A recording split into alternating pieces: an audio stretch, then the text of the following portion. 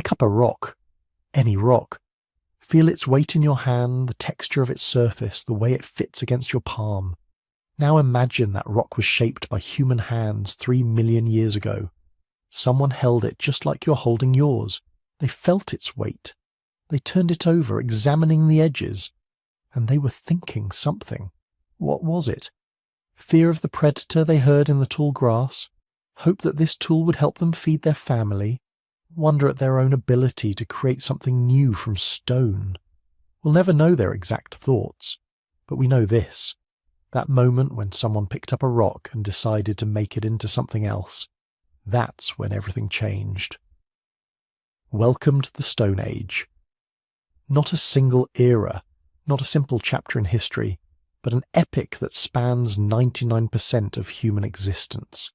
3 million years. That's not a typo.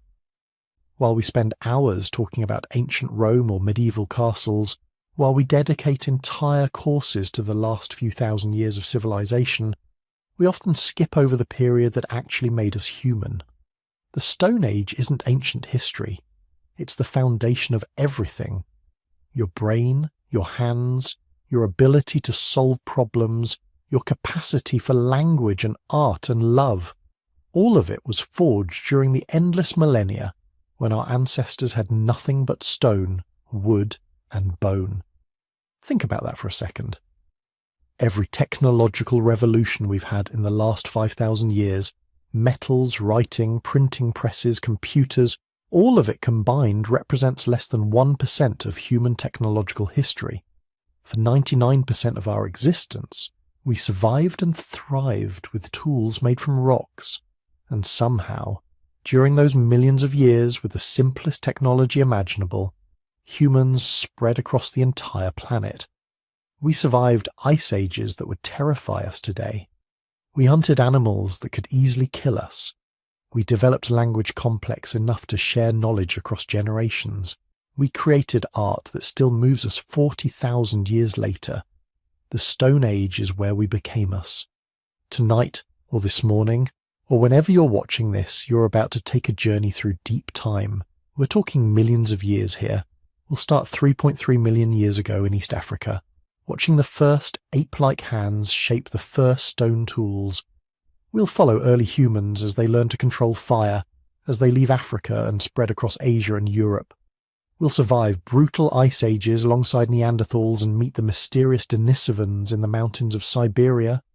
We'll witness the birth of art, the first cave paintings, the first sculptures, the first hints of spirituality and symbolic thinking. And if you're using this to fall asleep, perfect. That's exactly why I make these. Let your mind drift through millions of years. Let the story carry you from the African savanna to frozen tundra, from the first crude stone choppers to the sophisticated flint blades that would eventually give way to the first metals. Before we go deeper, drop a comment. Tell me where you're watching from and what time it is. I love checking in and seeing Berlin at breakfast, Sydney at midnight, Los Angeles at 3 a.m. All of us connected across time zones, thinking about our ancestors who lived across epochs. There's something beautiful about that. Here's what you need to understand before we begin. The Stone Age isn't just about rocks. It's about survival against odds that would break us today. It's about innovation with the simplest materials. It's about humans, lots of different kinds of humans, sharing this planet and competing and sometimes cooperating. For most of the Stone Age, we weren't alone. Neanderthals lived in Europe. Denisovans roamed Asia. Homo erectus held on in isolated pockets. Tiny humans on Indonesian islands. We were just one human species among many. And here's the wildest part. We almost didn't make it. Around 900,000 years ago, there were only about 1,280 humans left alive on the entire planet. Fewer people than a small town. The entire future of humanity, all 8 billion of us today, came from that tiny group of survivors who refused to give up during a climate catastrophe that lasted over 100,000 years. But they did survive. And they didn't just survive, they thrived. They adapted. They invented, they spread, they became us. Over the next few hours, we're going to understand how How did stone tools change everything? How did fire transform human life? How did our ancestors hunt woolly mammoths and survive winters that lasted years? How did they create art in dark caves by flickering firelight? How did they transition from nomadic hunters to settled farmers? And most importantly, how did 3 million years of living with stone create the modern human mind? By the end of this journey, you'll understand something profound. Those stone-wielding ancestors who huddled around fires in the African night, who painted bison on cave walls in France, who chipped flint points in the Ice Age tundra, they made you possible. Everything you are, everything humanity has become, started with someone picking up a rock and imagining it could be something more. So let's go back, way back, to a world before cities, before farms, before metal, before writing. Back to the dawn of the Paleolithic, back to when apes became toolmakers and the human story truly began. Before we get to those 1,280 survivors who nearly went extinct before the dramatic bottleneck that forged modern humanity, there was something else, something older, something that started so quietly, so unremarkably, that if you'd been there to witness it, you probably wouldn't have thought it mattered at all. 3.3 million years ago, Kenya, the shores of Lake Turkana. Some creature, we don't even know what species, picked up a rock. Not to throw it, not as a weapon, but to strike it against another rock, deliberately, with intention. And in that moment, everything changed. We found the evidence in 2015. A team of archaeologists working near Lomekwi, Kenya, uncovered stone tools that were older than anything we'd ever discovered. 3.3 million years old. Large, crude stone flakes and cores that showed unmistakable signs of intentional shaping. Someone had sat there, chosen specific rocks, and struck them together in a way that created sharp edges. Here's what makes this discovery so mind-bending. These tools are 700,000 years older than our genus, Homo. They predate the earliest known members of our own evolutionary branch by 750,000 years. We call them the Lomekwi tools, and they tell us something profound and unsettling. Tool use didn't make us human. Something not yet human was already making tools. So who did it? We don't know for certain, but the best candidate is Australopithecus. Maybe Australopithecus afarensis, the same species as Lucy, that famous skeleton found in Ethiopia. Or possibly another Australopithecine species that happened to be living in East Africa at the time. Picture them, not humans, not even close. They stood maybe 4 feet tall, with brains about a third the size of yours. Their faces jutted forward, ape-like. Their arms were still long, adapted for climbing trees. They were more comfortable in the branches than on the ground, but they walked upright. That's the crucial part. And when you walk upright, your hands are free. Free to carry things, free to manipulate objects, free to experiment, and the world was giving them reasons to experiment. Africa, 3.3 million years ago, was in the middle of a transformation that would last millions of years, a transformation that created us.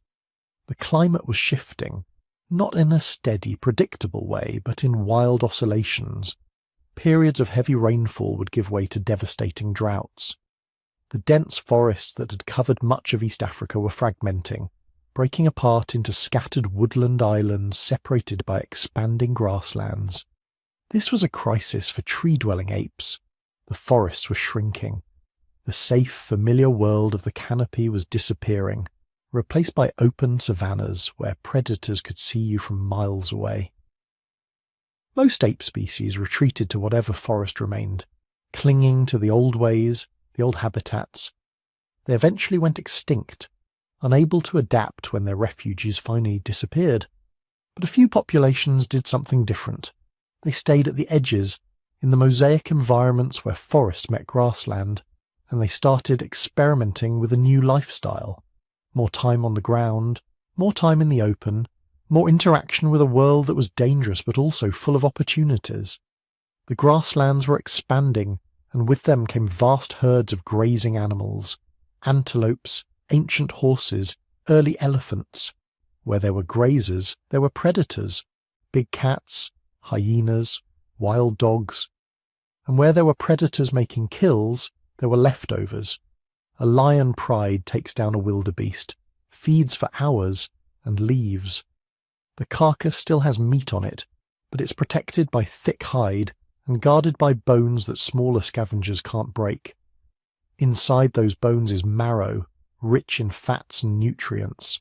Inside the skull is a brain, calories that most animals can't access, unless you have a tool. That first Australopithecus who picked up a rock and struck it against another wasn't following a divine plan or experiencing a moment of transcendent enlightenment. They were probably hungry. Maybe they'd found a carcass and were frustrated by their inability to get at the good parts. Maybe they'd seen rocks naturally fractured by geological processes and noticed the sharp edges. Maybe it was accident, or curiosity, or desperation. But they made that connection. Sharp stone can cut through hide. Heavy stone can smash open bone. And once that connection was made, it could be repeated, refined, taught. This is the part that matters. Not the first tool, but the second, the third, the 100th. Because each time someone made a tool, they were doing something that required abilities most animals don't have. Memory. You have to remember that sharp stones can cut meat. That might seem obvious now, but it's not. It requires forming an abstract connection between an object and its potential uses. Planning. You have to think ahead. Find a good rock before you need it. Recognize that something you're doing now will be useful later. Learning. Nobody is born knowing how to fracture stone to create a sharp edge. You have to learn it, either by watching someone else or through trial and error, which means you need patience and the ability to persist through failure. Teaching. If knowledge dies with each individual, tool use would never spread beyond a few rare geniuses. But if you can teach your children, if they can watch you and learn to imitate, then the knowledge accumulates. Each generation can build on what the previous one discovered. The Lomekwi tools were crude, large cores and flakes, heavy and unrefined.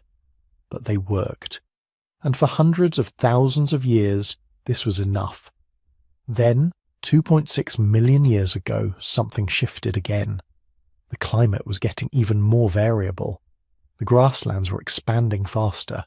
The old Australopithecine lifestyle of part-time tree dwelling and part-time ground foraging was becoming less viable. You had to choose, trees or ground, forest or savanna. And in that pressure, a new strategy emerged.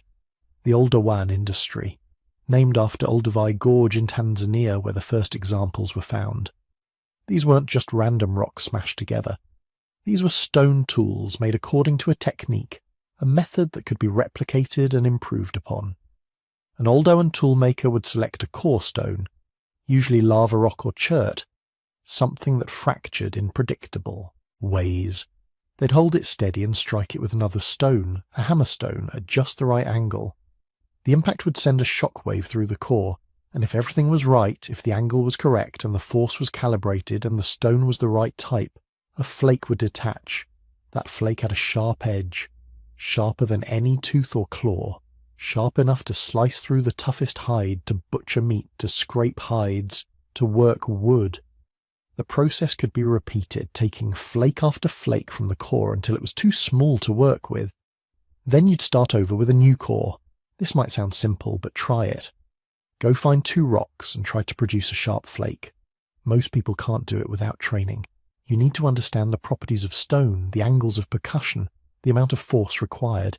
It's a skill that takes hours of practice to develop, and 2.6 million years ago someone was teaching this skill, passing it down, creating a tradition. We know the Oldowan industry emerged in Africa, probably East Africa, in that same crucible of environmental change that had sparked the first experiments 700,000 years earlier. But we're not entirely sure who was making these improved tools. The timing coincides with the emergence of the genus Homo. the earliest members of our own evolutionary branch, probably Homo habilis, handy man. They had slightly larger brains than the Australopithecines, more human-like body proportions, and they were better adapted for walking long distances across open country. But here's the uncomfortable truth. We can't be certain they were the only tool makers. Australopithecines were still around. Paranthropus, another early human relative with massive jaws for processing tough plant materials, was present. Multiple species of bipedal apes were living in the same regions at the same time. It's possible they were all using tools, learning from each other, competing for resources, living in a world much more crowded with human-like intelligence than we usually imagine. What we do know is that Oldowan tools transformed survival strategies. With these tools, early humans could exploit carcasses far more efficiently. They could cut through hide, dismember joints, extract marrow. They could process meat faster, which meant less time spent vulnerable at a kill site.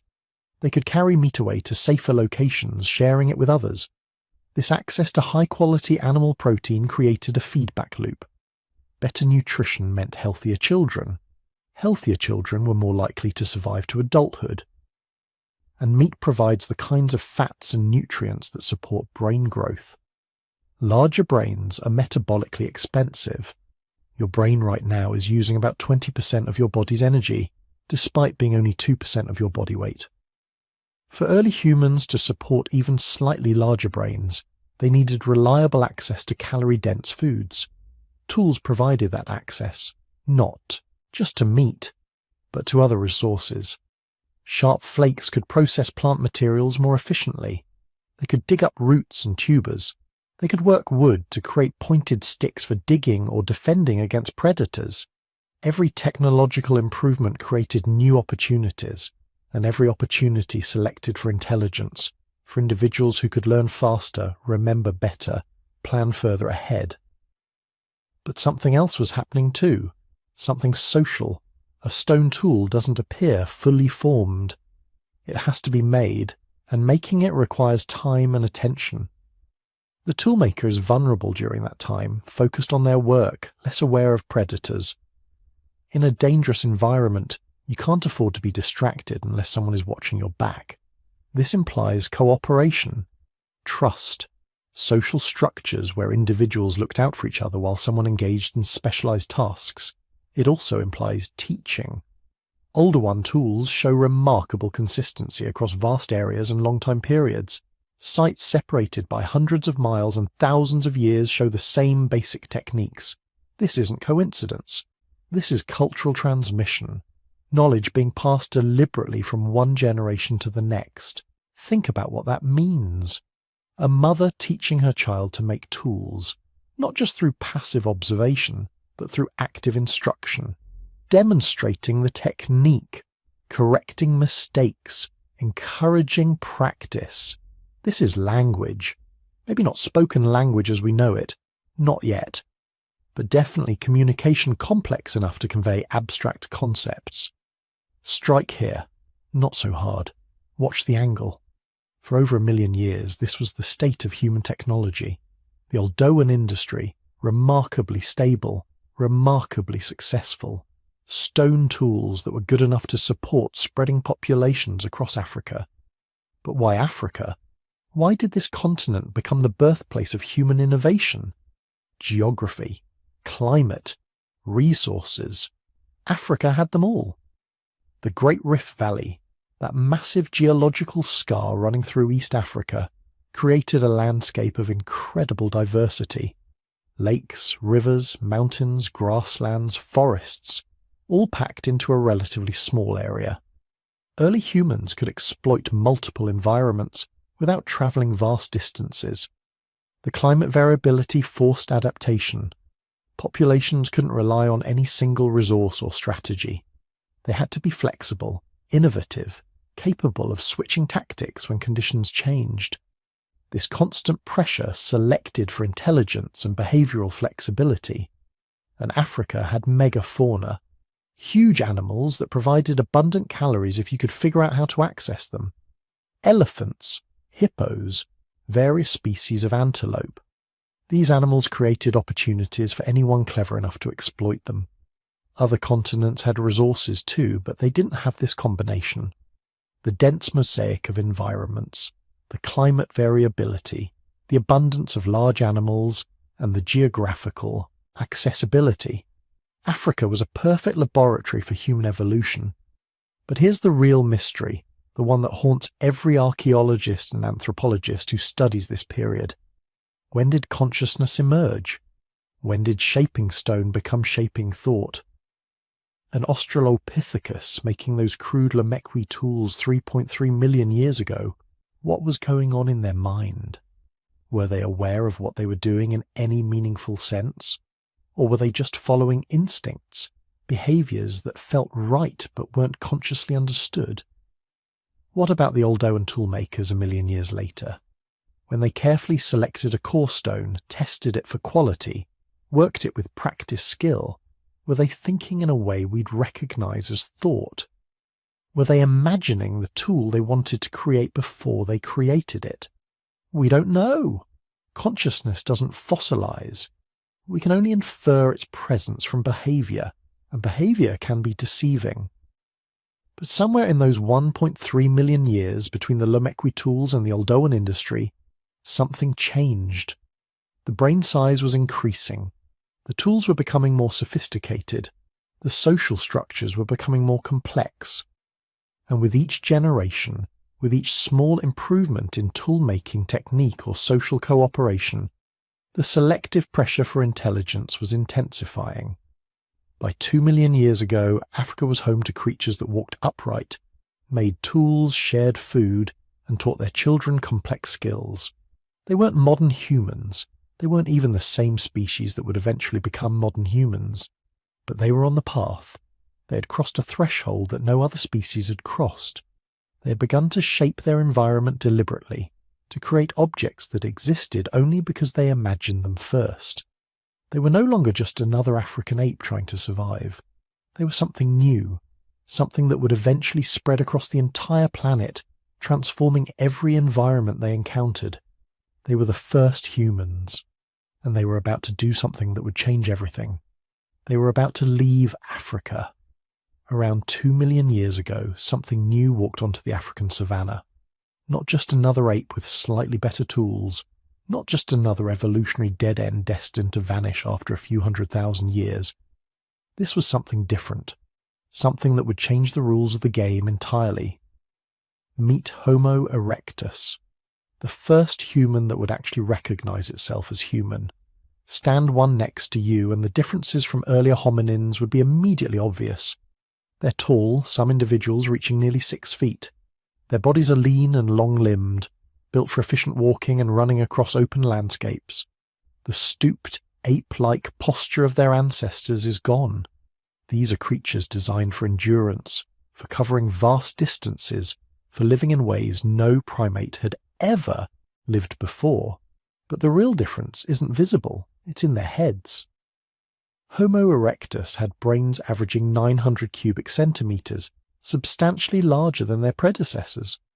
Not quite modern human size yet, but getting there. More importantly, their brains were organised differently. Enhanced areas for language processing, improved spatial reasoning, better memory.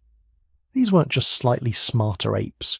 These were creatures capable of planning, abstract thinking, complex social coordination. And they proved it with a tool that would become the longest-running design success in human history. The Acheulean hand axe. Pick one up and you're holding something that feels impossibly right in your hand. Teardrop-shaped, carefully flaked on both sides to create a symmetrical cutting edge. It's sharp enough to butcher a carcass, strong enough to dig roots, versatile enough to use for a dozen different tasks. But here's what makes it remarkable. This design remained essentially unchanged for over 1.5 million years. Think about that. Modern humans went from the first powered flight to landing on the moon in 66 years. We went from room-sized computers to smartphones in a single generation. But Homo erectus made the same style of hand axe for 1.5 million years. Generation after generation after generation, passing down the exact same technology. That's not because they were uncreative or cognitively limited. It's because they had achieved something close to perfection. The Acheulean hand axe was so effective, so perfectly suited to the needs of early humans, that there was no evolutionary pressure to improve it. When archaeologists find these hand axes, they find them everywhere Homo erectus went. Africa, Europe, Asia, the same design, repeated across 3 continents over more than 1 million years. This is the signature of true culture, of knowledge being transmitted not through genes, but through teaching and learning. But Homo erectus didn't just improve tool technology. They did something no hominin had ever done before. They left Africa. Around 1.9 million years ago, the first Homo erectus populations began moving out of their ancestral homeland. Not in one dramatic exodus, but gradually, following game animals, exploring new territories, pushing boundaries that had confined every previous human species. Within a few 100,000 years, they had spread across the Middle East into Asia. By 1.5 million years ago, they had reached as far as modern-day China and Indonesia. This wasn't migration in the modern sense. These weren't people packing up and deliberately relocating to distant lands. This was range expansion, each generation moving a little further than the last, establishing new territories, adapting to new environments. But the cumulative result was staggering. Within 500,000 years of leaving Africa, Homo erectus had colonized more territory than all previous human species combined. What made this possible? How did a tropical African species manage to survive in the temperate forests of Europe, the seasonal monsoons of Asia, the volcanic islands of Indonesia? The answer is fire. Somewhere between 1.5 million and 1 million years ago, Homo erectus learned to control fire. Not just opportunistically use it when lightning strikes created natural blazes. Not just carry it from place to place and try to keep it burning, but actually create it, maintain it, use it as a tool. This might be the single most important technological breakthrough in human history. More important than agriculture, more important than writing, more important than the wheel. Fire changed everything. The earliest controversial evidence comes from Wonderwerk Cave in South Africa, where archaeologists have found what might be controlled fires dating to 1 million years ago. Burned bones, ash deposits in specific locations, stones showing heat damage. The pattern suggests deliberate fire use, hearths maintained in the same spots over extended periods. But the evidence is debated. Natural fires can create similar patterns, and proving human control from million-year-old ash is nearly impossible. More convincing evidence comes from Gesher Benot Yaakov in Israel, dated to around 790,000 years ago. Here the evidence is clearer. Concentrated ash deposits, burned seeds and wood, fire-cracked rocks arranged in patterns that suggest hearth construction. This wasn't just using fire. This was fire management, systematic and sustained. But regardless of exactly when it happened, the consequences were revolutionary. First, fire extended the day. Before fire, humans were like every other primate, active during daylight hours and vulnerable at night. Darkness meant danger, meant retreating to trees or caves and hoping predators didn't find you. Fire changed that calculation. A burning fire keeps predators at bay.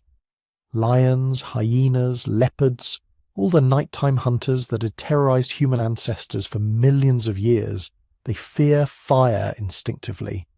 A group of Homo erectus around a campfire could sleep safely through the night, could extend their active hours into darkness, could effectively add several hours of useful time to each day. Second, fire provided warmth. This is what made the expansion into temperate and cold climates possible. A tropical species with no thick fur, no hibernation capability, no natural adaptations to cold could suddenly survive freezing winters. As long as they could maintain fire, they could push into territories no primate had ever occupied. The archaeological record shows exactly this pattern. Homo erectus sites in northern China and Europe appear shortly after the first evidence of controlled fire use. The two developments were connected. Third, fire-enabled cooking, and this might have been the most important consequence of all. Raw food is hard to digest. Your body has to work intensely to break down tough plant fibers and raw meat, extracting whatever nutrients it can.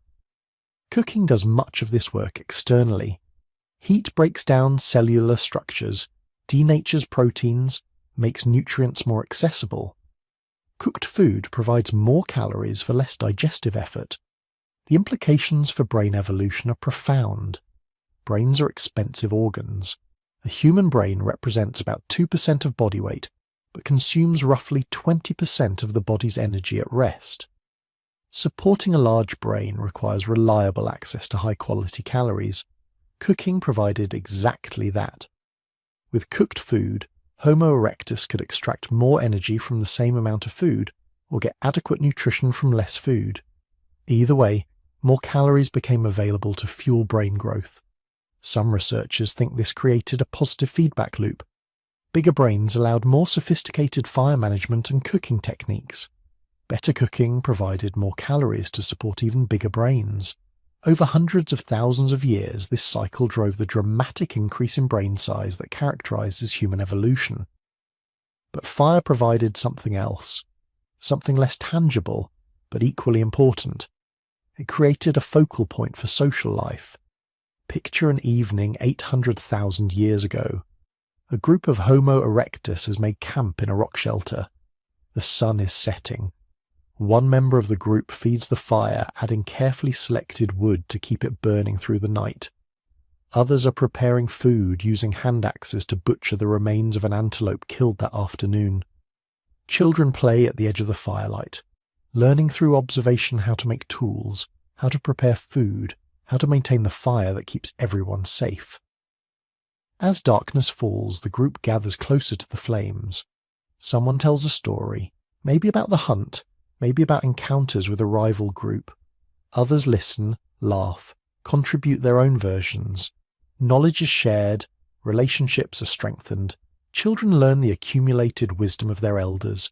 This is culture in action. Fire created a space and time for social interaction that hadn't existed before. It transformed human social organization from small foraging groups that dispersed at nightfall into cohesive communities that could maintain complex social bonds. The archaeological evidence for this social transformation is indirect but compelling. Starting around 1 million years ago, Homo erectus sites show evidence of home bases, specific locations where groups returned repeatedly, maintained fires, processed food, and manufactured tools. These aren't temporary camping spots. They're the first hints of something like home, places where social groups maintained stable presence over extended periods. The sites also show evidence of food sharing on a scale not seen in other primates. Large animal bones with cut marks from stone tools, found alongside hearths and tool-making areas, suggest systematic butchery and distribution of meat. Someone killed the animal, others helped process it, everyone shared in the results. This requires trust, reciprocity, the kind of complex social contracts that define human societies. But perhaps most remarkably, Homo erectus sites show evidence of care for the injured and disabled. Fossils have been found of individuals who survived injuries that would have been fatal without group support. A Homo erectus from Dmanisi in Georgia shows evidence of having lost all their teeth years before death, meaning they survived for extended periods unable to chew food properly. Someone had to prepare soft food for them. Someone had to care enough to keep them alive when they could no longer contribute to the group's survival. This is empathy. This is the foundation of morality, the recognition that other individuals have value beyond their immediate utility.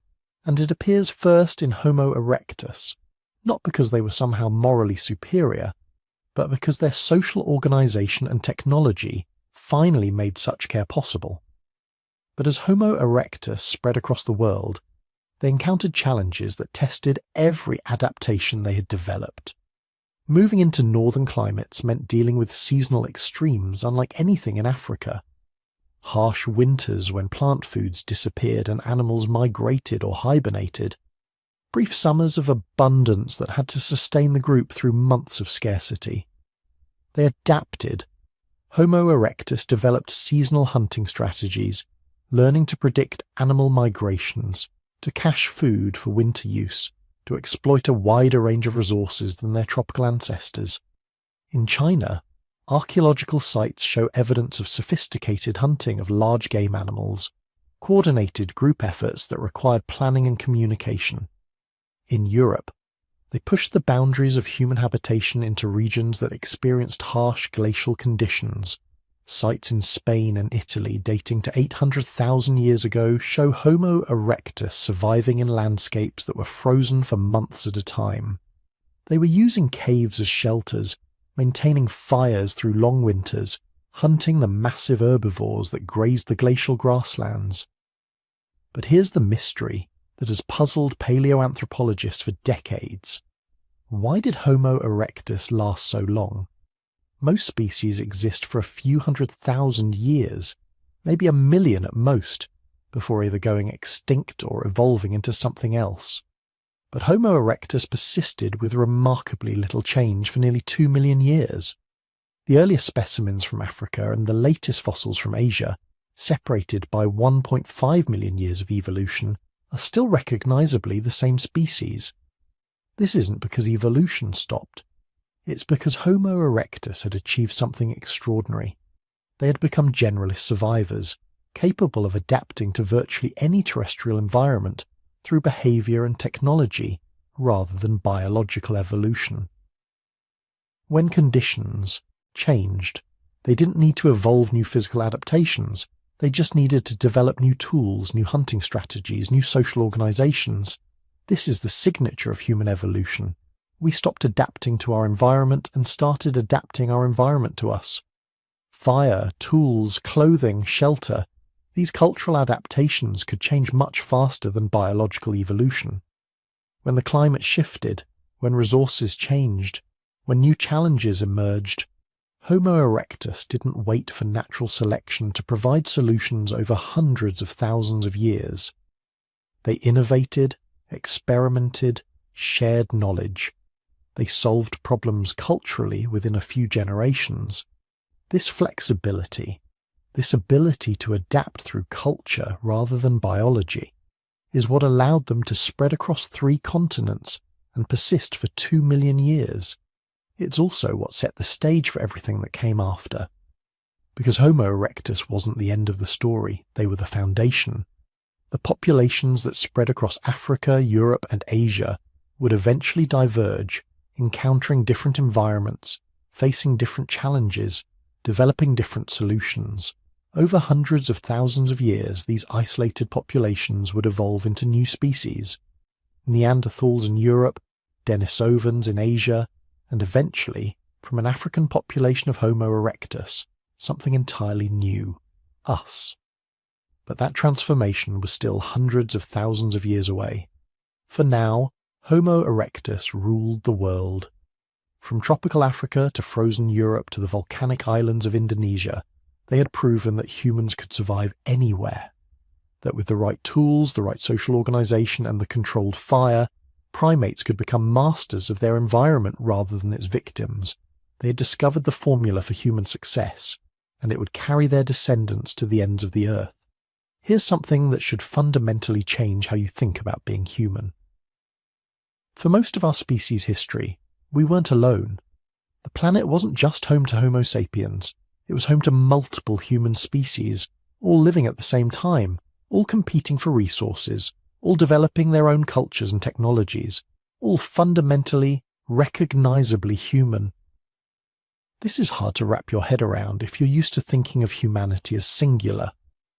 But for hundreds of thousands of years, being human meant being part of a diverse family. A family that included cousins you could meet, trade with, fight with, maybe even fall in love with. Other humans who looked different, thought differently, but shared enough of your biology that you could produce viable offspring together. The world between 400,000 and 40,000 years ago was crowded with humanity. And the story of how we went from many human species to just one is one of the most fascinating and disturbing chapters in our entire evolutionary history. Let's start with the species you've probably heard of, the Neanderthals, and let's immediately destroy the biggest myth about them. They weren't stupid. They weren't brutish cavemen too dumb to compete with superior modern humans. That's Victorian-era propaganda that still infects our popular imagination. The truth is so much more interesting and so much more unsettling. Neanderthals were sophisticated humans who thrived in Ice Age Europe and Western Asia for over 300,000 years. That's 6 times longer than modern humans have existed as a distinct species. They weren't some failed evolutionary experiment. They were wildly successful, perfectly adapted to their environment, and in some measurable ways they were actually more impressive than the ancestors of modern humans. Start with their brains. Neanderthal skulls show cranial capacities averaging 1,500 cubic centimeters. Modern human brains average 1,350. Now, brain size isn't everything, but it's not nothing either. Neanderthals had larger visual cortexes, probably because they needed to process information in the dim light of Ice Age winters. They had robust bodies with muscle attachments that suggest strength that would be exceptional even among modern athletes. Their bones show repeated stress injuries, the kind you get from decades of intense physical activity. But forget the physical stats for a moment. Look at what they created. Look at what they did. Neanderthals developed what archaeologists call Mousterian technology, named after the Le Moustier site in France where it was first identified. These weren't crude stone choppers. These were carefully crafted, purpose-built tools created using a technique called level wire preparation. Here's how it worked. A Neanderthal toolmaker would select a suitable piece of flint. They'd carefully strike flakes from around the edges, shaping the core into a precise geometric form like a turtle shell. Then, with a single, perfectly placed blow, they'd detach a flake that was already the right shape for a spear point or scraper. No further modification needed. This is insane technical skill. You can't do this by accident. You have to visualize the final product before you start. You have to understand the internal structure of stone, how force propagates through crystalline matrices, where to strike and how hard. Modern experimental archaeologists spend years learning these techniques. Neanderthals taught them to their children. But that's just the beginning. In 2017, researchers discovered that Neanderthals were making compound adhesives to haft stone points to wooden spears. Not just any adhesive, but birch bark tar. You know how you make birch bark tar? You have to heat birch bark to exactly the right temperature in an oxygen-free environment. Too hot, and it burns. Too much air and it oxidizes. Get it right and you produce a sticky resin that's stronger than modern synthetic glues for certain applications. This requires fire. Control so precise it borders on chemistry. You need to maintain specific temperatures for hours. You need to understand that absence of oxygen matters, which means you need some theoretical model of what fire actually is. This isn't just using fire. This is understanding fire. And they were doing this 200,000 years ago. The archaeological record gets even more remarkable when you look at Neanderthal sites from their last 50,000 years. We find evidence of symbolic behaviour. Pierced shells and animal teeth clearly used as jewellery or decorative objects. Pigments, ochres, and manganese dioxide, transported over long distances and processed for use as body paint or artistic materials. Cave sites in Spain showing deliberate arrangements of stalagmites in geometric patterns, dated to 175,000 years ago, tens of thousands of years before modern humans arrived in Europe. Most hauntingly, we find their dead. Neanderthals buried their deceased, not always, not in every group, but regularly enough that it can't be coincidence. The La Ferracie site in France contains 7 Neanderthal burials, including 3 children placed in carefully dug graves. The Shanidar cave in Iraq yielded remains of a Neanderthal male buried with what appeared to be flowers, though this interpretation remains controversial. But here's what's not controversial. These burials show deliberate placement, bodies positioned in specific ways. Sometimes grave goods included stone tools or animal bones placed with the deceased. This is symbolic thinking. This is the ability to conceive of death as something meaningful, something that requires ritual response. This is spirituality. So who are the Neanderthals really? They were humans who evolved in Ice Age Europe from earlier Homo heidelbergensis populations around 400,000 years ago. They adapted to one of the harshest environments on Earth, glacial Europe, where winters lasted 8 months and summers were brief and unpredictable. They survived by becoming the most effective large-game hunters in human history. Neanderthal hunting sites show evidence of systematic planned kills. They didn't just opportunistically scavenge or chase down weak animals. They studied migration patterns. They identified kill zones, narrow valleys or cliff edges where large animals could be trapped. They coordinated group hunts, driving woolly rhinoceros and mammoth toward waiting hunters with thrusting spears. Their skeletons show they paid a price for this hunting strategy. Nearly every Neanderthal skeleton shows healed fractures, especially on the upper body and head. Researchers have pointed out that the injury pattern closely matches what you see in modern rodeo professionals, people who wrestle large animals for a living. Neanderthals were getting close to their prey, really close enough to deliver killing blows with handheld spears, close enough to get trampled, gored, and battered regularly. But they survived these injuries. Healed fractures mean the injured individual received care. Someone fed them while they recovered. Someone protected them from predators. Someone valued their continued existence enough to invest resources in their survival. This is compassion. This is community.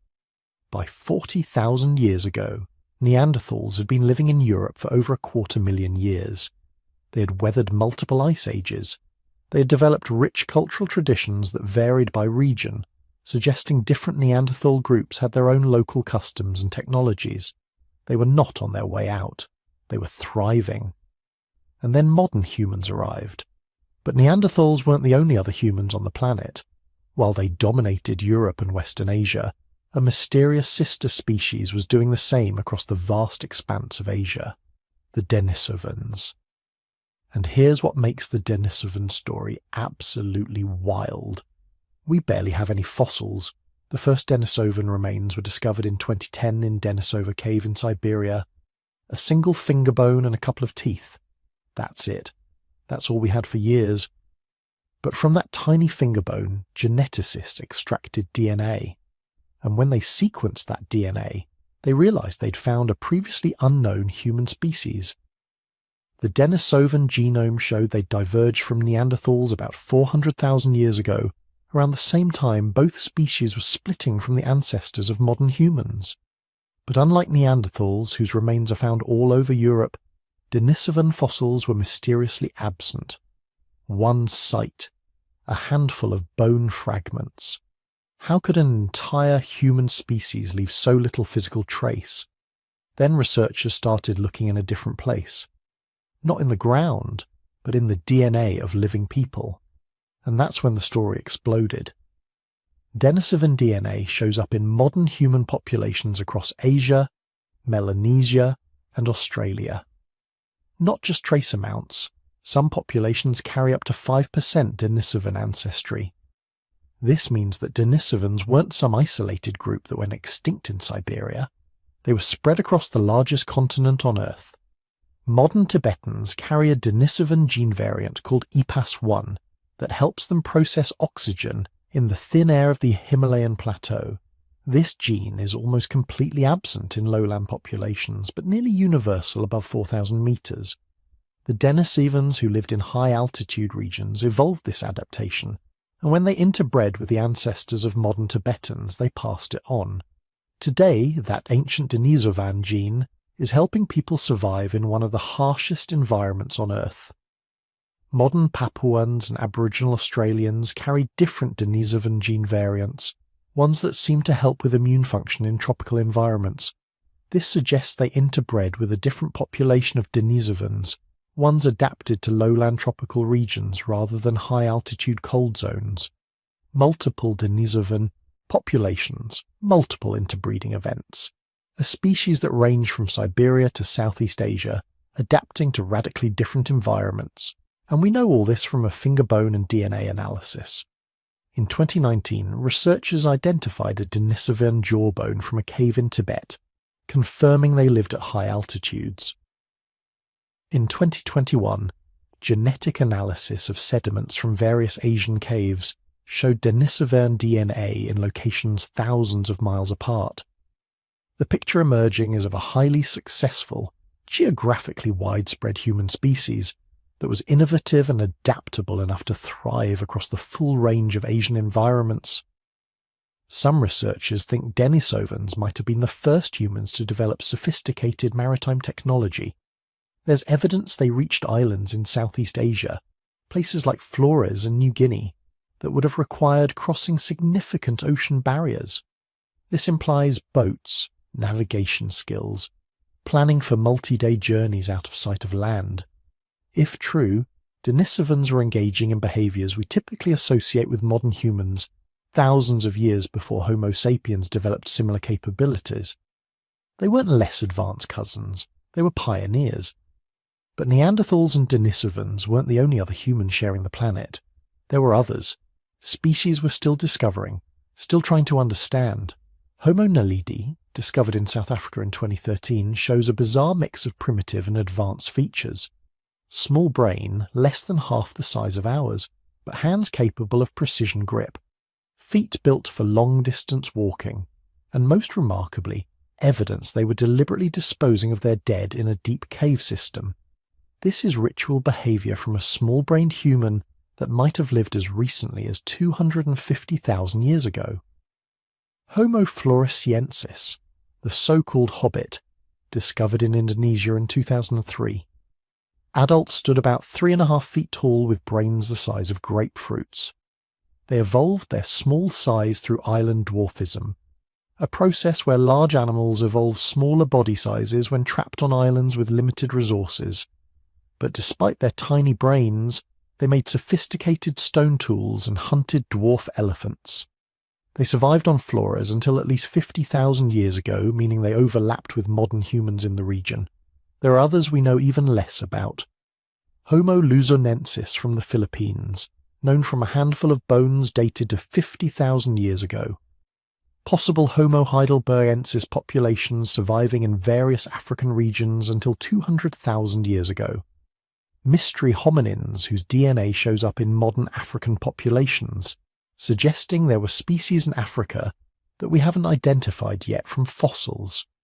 Between 400,000 and 40,000 years ago, the Earth was full of different kinds of humans. Some were close cousins, similar enough to interbreed. Others were more distant relatives, products of evolutionary lineages that had diverged millions of years earlier. But all were recognizably human. All made tools, all used fire, all had complex social structures, and they weren't living in separate worlds. Their ranges overlapped. They encountered each other. We know this because of the genetic evidence. When scientists first sequenced the Neanderthal genome in 2010, they discovered something shocking. Most modern humans of European and Asian descent carry 1–2% Neanderthal DNA. This means our ancestors didn't just encounter Neanderthals, they mated with them, produced viable offspring who survived and reproduced and passed on Neanderthal genes that are still with us today. The interbreeding wasn't just between modern humans and Neanderthals.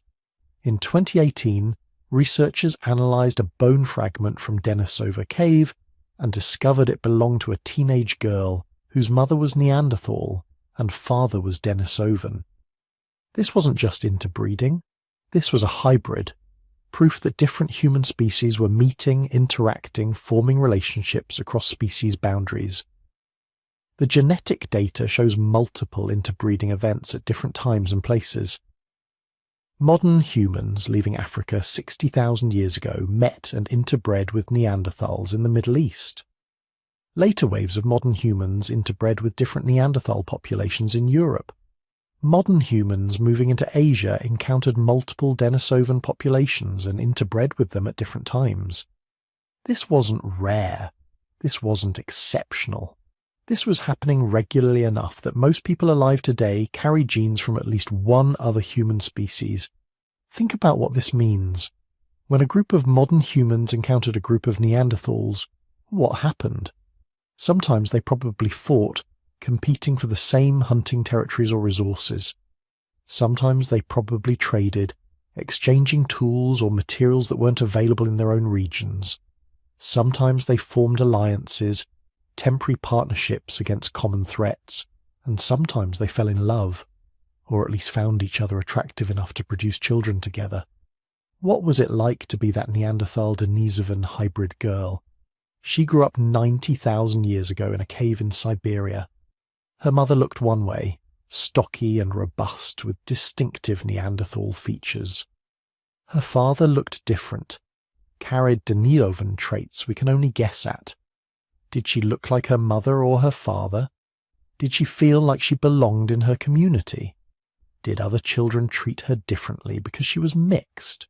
We'll never know the answers to these questions, but the fact that we can ask them, the fact that we have evidence of individual human beings navigating the complexities of identity and belonging 90,000 years ago should fundamentally change how we think about our past. These weren't savages. These weren't proto-humans waiting to be replaced by something better. These were people with families and communities and individual life stories. People who faced the same basic challenges we face, figuring out who they were and where they belonged. And then, between 40,000 and 30,000 years ago, most of them disappeared. The Neanderthals went extinct, the Denisovans vanished, Homo floresiensis disappeared from their island refuges. Homo naledi, if they'd survived that long, were gone. One by one, all the other human species died out, until only one remained. Us, Homo sapiens, the last human standing. What happened?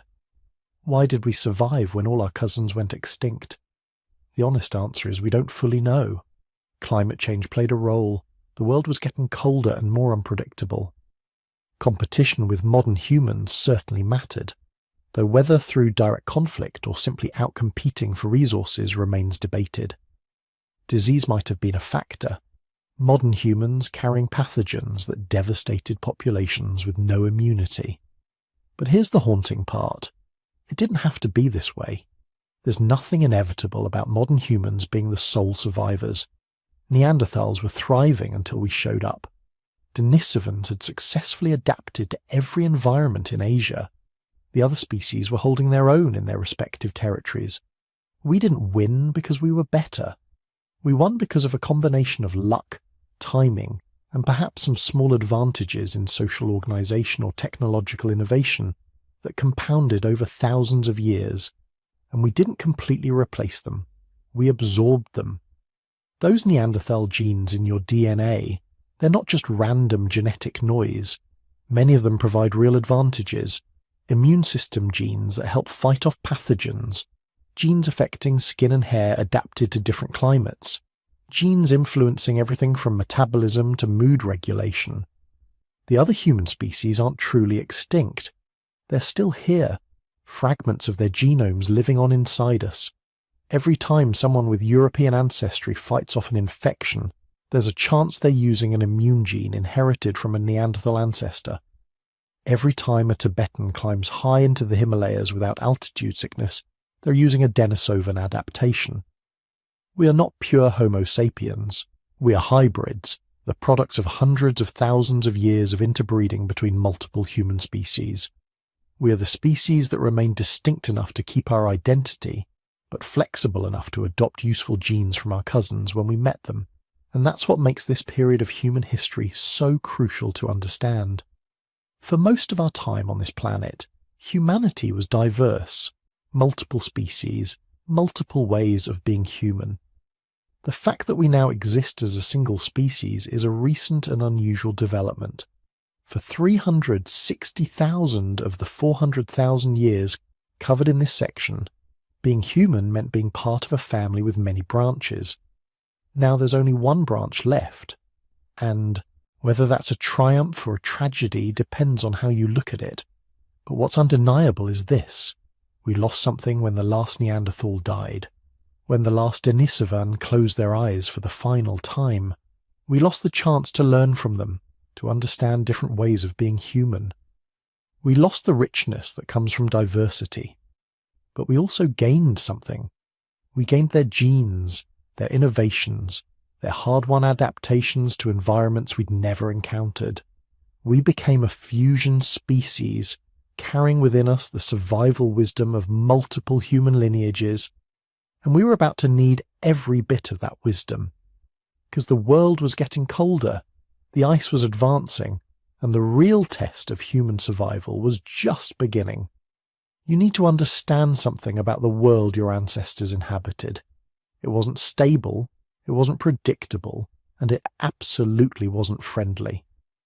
For the past 2.6 million years, Earth had been locked in what geologists call the Pleistocene, a geological epoch defined by one simple, terrifying reality: ice. Massive continental glaciers advancing and retreating like cosmic breathing. Except each breath lasted tens of thousands of years, and every exhale could kill you. The climate didn't just change, it swung wildly between extremes that would devastate modern civilization. 1 millennium you're living in grasslands teeming with game. 10,000 years later, those same grasslands are buried under ice sheets 2 miles thick. Then, just when your descendants have adapted to the frozen wasteland, the ice retreats and floods reshape entire continents.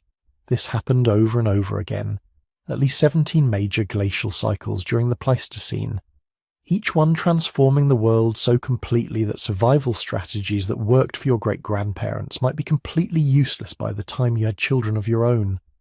During glacial maximums, ice covered 1/3 of Earth's land surface. Sea levels dropped by 400 feet as water got locked up in continental ice sheets. Entire regions that are now underwater, the Bering Land Bridge, the Sunda Shelf connecting Southeast Asian islands, the North Sea, these became dry land, creating migration routes and new territories to exploit. But here's what made it truly brutal. It wasn't just colder. The glacial cycles sucked moisture out of the atmosphere. Deserts expanded. Rainfall became unpredictable. The reliable water sources that sustained life during interglacial periods would simply disappear, forcing populations to migrate or die. Your ancestors survived this, not once, not twice, but through 17 complete cycles of environmental catastrophe. How? They became the most adaptable predators Earth had ever produced. Let's talk about what they were hunting. Because the Pleistocene wasn't just an ice age. It was the age of giants. Woolly mammoths stood 14 feet tall at the shoulder, weighed 10 tons, and were covered in fur. That could be 3 feet long. Their tusks curved 16 feet in massive spirals, capable of smashing through ice to reach frozen vegetation, or defending against the only predator stupid enough to hunt them: humans. Picture the first time your ancestors decided to take one down. You're 5.5 feet tall, weigh maybe 130 pounds soaking wet, and your best weapon is a sharpened stick with a stone point. You're proposing to kill something that weighs 150 times more than you, has natural armour in the form of thick hide and fur, and can trample you into paste with casual indifference. This isn't hunting. This is organised suicide with a meal at the end if you're incredibly lucky, but they figured it out. Archaeological sites across Europe and Asia preserve the evidence. Mammoth kill sites showing systematic butchery. Bone beds where entire herds were driven over cliffs or into bogs where they couldn't escape. Tool marks on ribs and vertebrae revealing exactly where hunters cut to access the richest meat and fat. The strategy required everything that made humans special. Planning weeks in advance, scouting territories, identifying migration routes, coordinating groups of hunters using complex communication. understanding animal behavior well enough to predict where a herd would be next month, developing weapons sophisticated enough to penetrate thick hide, managing the incredible courage required to close with an animal that could kill you with one swipe. And then, after the kill, the real work began. A mammoth provides 4 to 5 tons of meat. That's enough protein to feed a band of 30 people for months, but you have to process it immediately, butcher the carcass before it spoils, preserve the meat through smoking or freezing, render the fat for fuel and waterproofing, save the bones for tools and shelter, process the hide for clothing. Mammoth hunting wasn't just about bravery, it was industrial-scale resource processing. A successful kill could sustain a community through an entire winter. But it required dozens of people working in perfect coordination, drawing on generations of accumulated knowledge about anatomy, preservation techniques and resource management. And mammoths were just the beginning. Woolly rhinoceros, massive armoured beasts with horns that could gore a human in half. Cave bears that stood 12 feet tall and weighed a ton, competing with humans for the best shelter sites. Giant elk with antlers spanning 12 feet. Massive bison species twice the size of modern buffalo. In the Americas, there were even more bizarre megafauna. Giant ground sloths the size of elephants. Glyptodonts, basically Volkswagen-sized armadillos. Saber-toothed cats that could open their jaws 120 degrees to drive their massive fangs through thick hide. Short-faced bears that ran like wolves and stood 6 feet tall at the shoulder. Your ancestors hunted all of them, sometimes successfully, sometimes not. The archaeological record preserves both triumphs and disasters. Mammoth kill sites showing sophisticated butchery, human skeletons with injuries from cave bear attacks, tool caches hidden in rock shelters, waiting for hunters who never returned. But here's what's remarkable. They didn't just hunt. They observed. They learned. They adapted their strategies to each species. Over thousands of generations, humans accumulated an encyclopedia of knowledge about animal behavior, anatomy, seasonal patterns, and optimal hunting techniques. This knowledge was survival. The difference between feeding your children and watching them starve. And it had to be passed down perfectly from generation to generation because there were no second chances. Forget the migration route of the reindeer herds and your entire band might die. Misidentify which mushrooms were safe to eat and you'd be dead before sunset, which brings us to shelter, because killing a mammoth is one thing, surviving the night is another. In regions with natural caves, the choice was obvious. Caves provided protection from weather, predators, and the worst of the winter cold. But they came with problems. Cave bears used the same spaces, and they didn't like sharing. The archaeological record shows repeated conflict between humans and bears for control of the best shelter sites. Sometimes the humans won, sometimes the bears did. Either way, living in caves meant constant vigilance against very large, very angry neighbours. Where caves weren't available, your ancestors got creative. In Ukraine and Russia, archaeologists have found the remains of structures built entirely from mammoth bones. Imagine the engineering.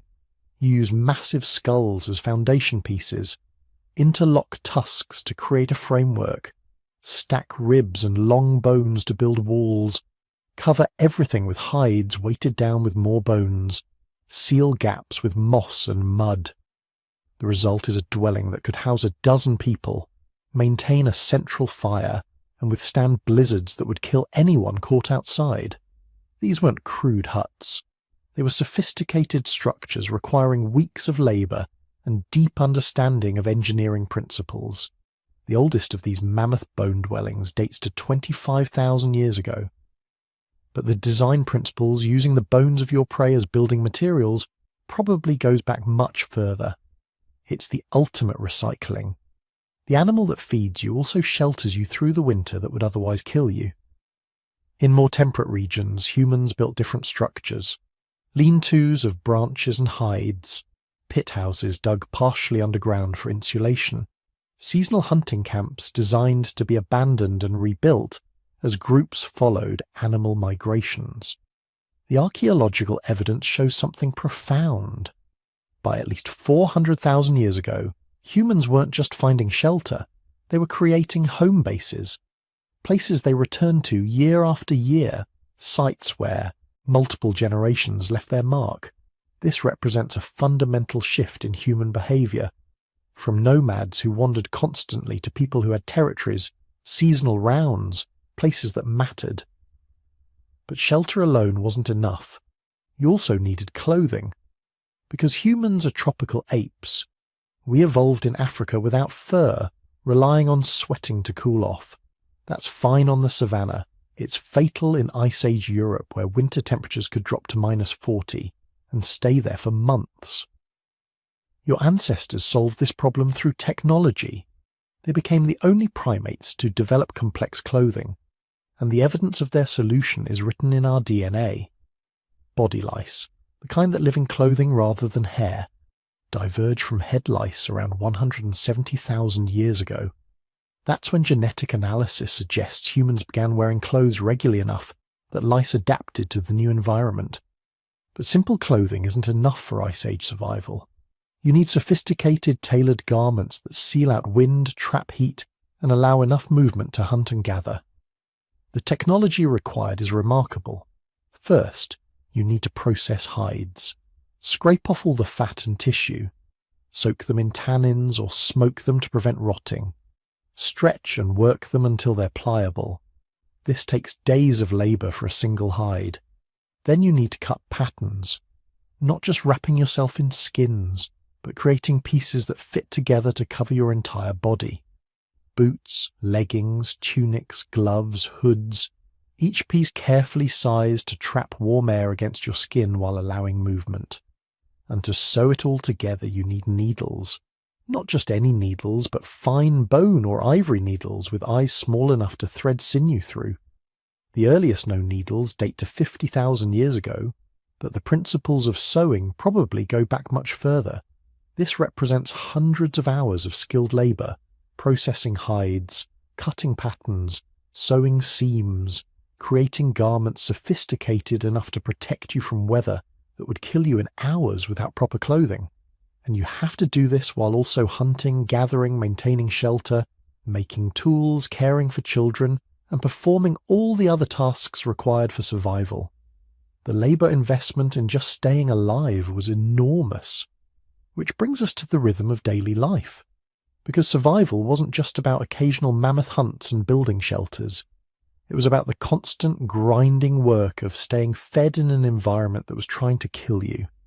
Your ancestors weren't just hunters.